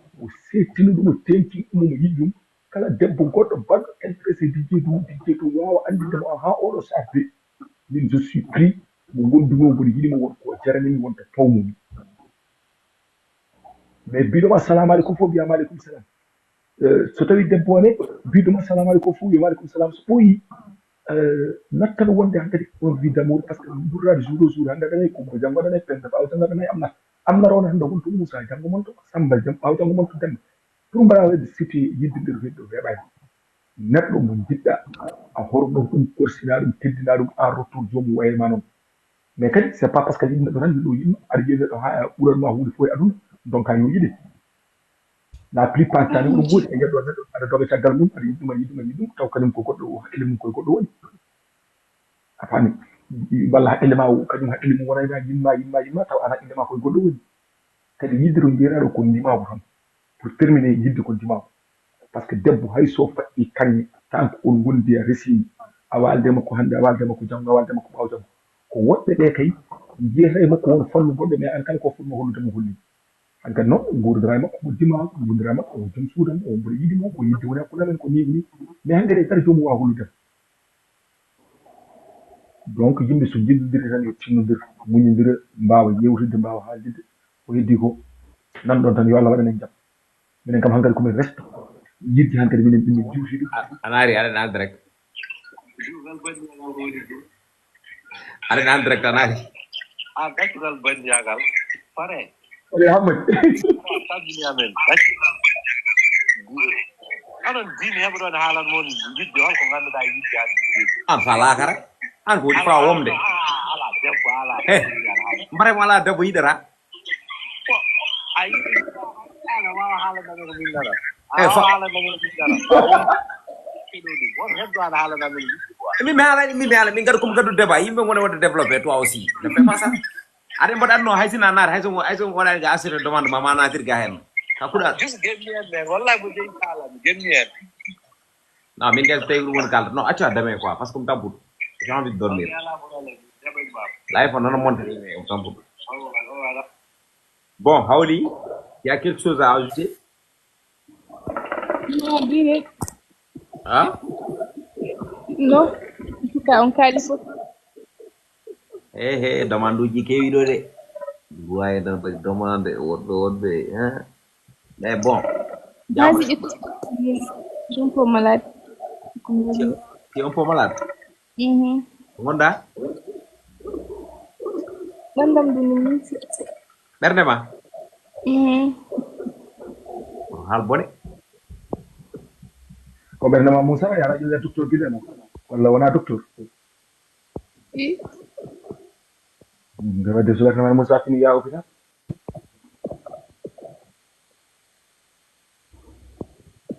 bone waɗi ɓernam no musane massa yo min on dema goto gonɗo less on dema goto mbojel kañum e Fatima Ba ɓeɗa mbaɗoɗo defaji ganduɗa hoore ma guinnane ha joni artu haqqille ma fatima to joni fat mi nana ɓeɗo il faut mi nana Eh, bye. Mimi. nana camin vite fait noon le débat est pertinent tono Didedou. Hamidou gondi Hamidou artu Bye. to mbaɗa koto Mi yaltam. Hamadi artu Hamadou woni voilà an ka ciɓɓele ɓerdemade Moussa jata o ƴeeɓa Bilal mon ami mon frère Bilal l'épouse du Cheikh comment tu vas frérot le moral est bon ça c'est mon ami Bilal nana ɗo ɓeɗo kala ceerno bilal no goroɗa ko 2 minutes hein 2 minutes Je vais intervenir avec Mia. joni vas-y Donc, Adi do joni vas-y koye micro waɗi retour noon kalido a waɗi retour dinane mo yiɗinande ɗum waɗi retour Adi do point pertinent, point yidde. kande waɗi retour ɗo fewi boom way bisimilla Dijedu jam iri wallahi yehire jaam no gorɗa mbaɗɗa e tampere aɗa selli aɗa e jaam ala ko nani kam e live sona yiddema e salmindema e juuradema ɓuuri yiddama no gorɗa aɗa selli Yiɗi min jiɗima. waɗaɗa selli kam selli alhamdulillah bisimilla bon Donc, je vais intervenir tan. Salam alaikum, DJ Doum, salut. aleykum salam vas-y 3 minutes Salut tout le monde. Voilà, donc, c'est ça. Adi do débat baɗɗo pertinent no feewi woni débat yidde eɗen nganndi ko yidde woni hakkunde Allah e nelaaɗo sallallahu alih w sallam wona jiidugal wona haydara e pulaar ne wiye kadi yidde ko hettere tagaande soora kala fittaando e aade donc ɗum ɗon ko pulereeje nganndanɗaa hoore ma mo ngannduɗaa no feewi so yidde yimɓe so jiɗodiri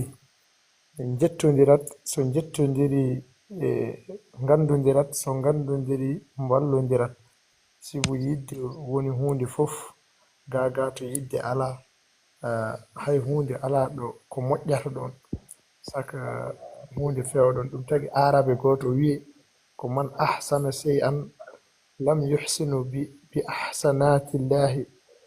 Donc ko yidde fof mo gandanɗa hoore ma neɗɗo ene yiɗir so yiɗira so waɗirani ɗum sibu yidde hay hunde tiiɗata ko waɗata ko firti waɗi neɗɗo kala kaɗa waɗa wiyata ko yidde. Ko yidde saabi godal men e aduna, saabi gonal men e aduna, saabi hay ɗiɗo téléphone aji hannde saabi ɗum ko yidde. Tagi yimɓe ɓe poti toppitade yidde, ne poti nangude yidde, ne poti teddinde yidde, surtout hakkunde yidde debbo e gorko. Donc debbo mo desɗa aɗa foti hollude mo yidde, walla debbo mo gurduɗa aɗa foti hollude mo yidde, aɗa foti tottude mo yidde. Sibu yidde woni ko yimɓaji ɓe mbiye yidde woni koye ɓernde tan. Ala, min pour min yidde woni koye ɓandu fof. Kalto ene dilla e neɗɗo yidde nde ne foti wonde ɗon. Kala kone dilla e neɗɗo ene foti yidde nde ne foti sentirde ɗon. Sibu ko yidde woni jurum, ko ma jiɗa neɗɗo jurmoɗa ɗum, ko ma jiɗa neɗɗo o jaranma hunde fof. Dijje du so tawi min monti e live ma o tan ko yiddema d' abord. Sa yi yimɓe ɓe gari ɗo ko yiddema d' abord. Tawi yidde ko hunde fonde, yidde ko fonde teddinede. Min mbeɗa heewi wiide e kongolam yidde woni koye ƴiƴam ɗaɗi.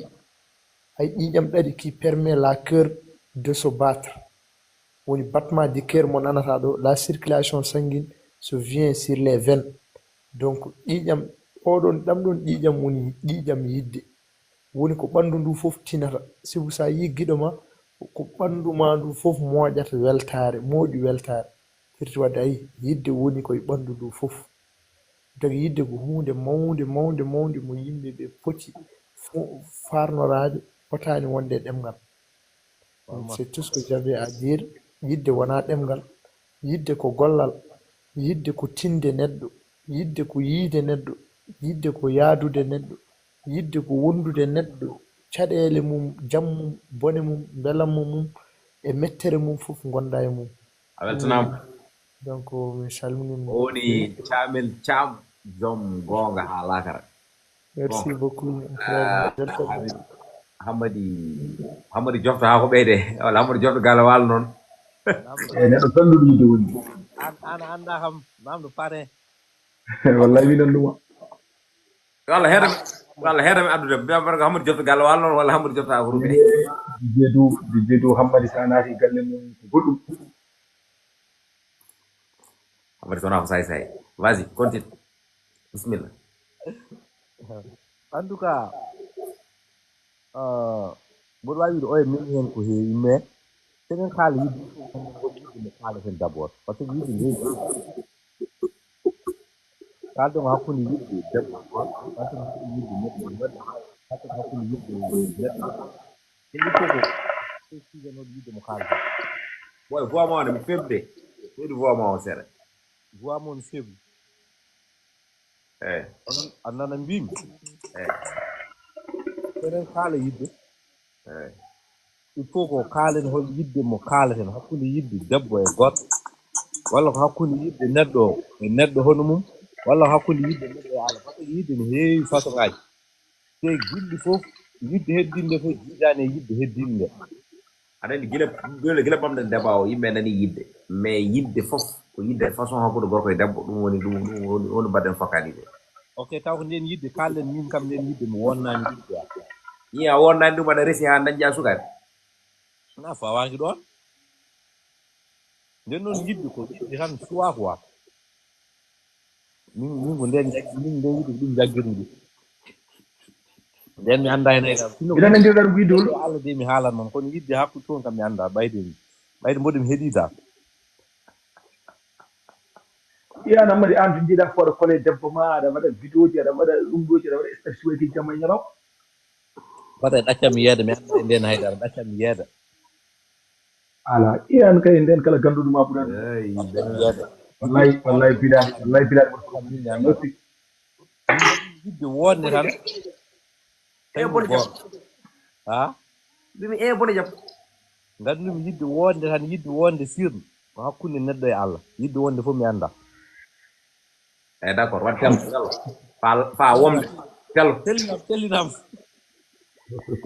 fa womde I love you, DJ Du, man. I love you, Pare. I love all of you. I love you too, man. I love you too. Or c'est courage, mon bro. Bon, Pare, angam gila fil kuñ.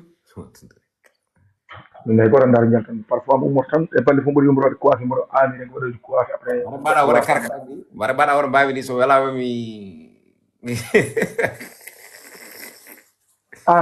tu fais quoi demain? Demain, quelle heure? La journée. La journée, je suis chez moi. Je pense bien.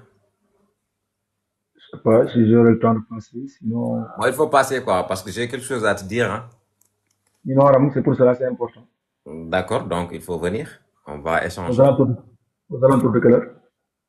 heure? Bon, ça dépend de toi. Je me réveille. Bon, moi, je suis debout. Je me réveille vers 10h. 10h, 11h. Hein. Je suis là. Bon, ce qui est plus probable, je passerai chez toi aux alentours de 13h, ça te va? Il n'y a pas de souci, tu peux passer. Je suis chez moi demain. D'accord, je vais passer une fois. Je n'ai pas envisagé de sortir. Hein. D'accord, je vais passer. C'est quelque chose de très important. Je pense que tu vois. Donc, merci beaucoup,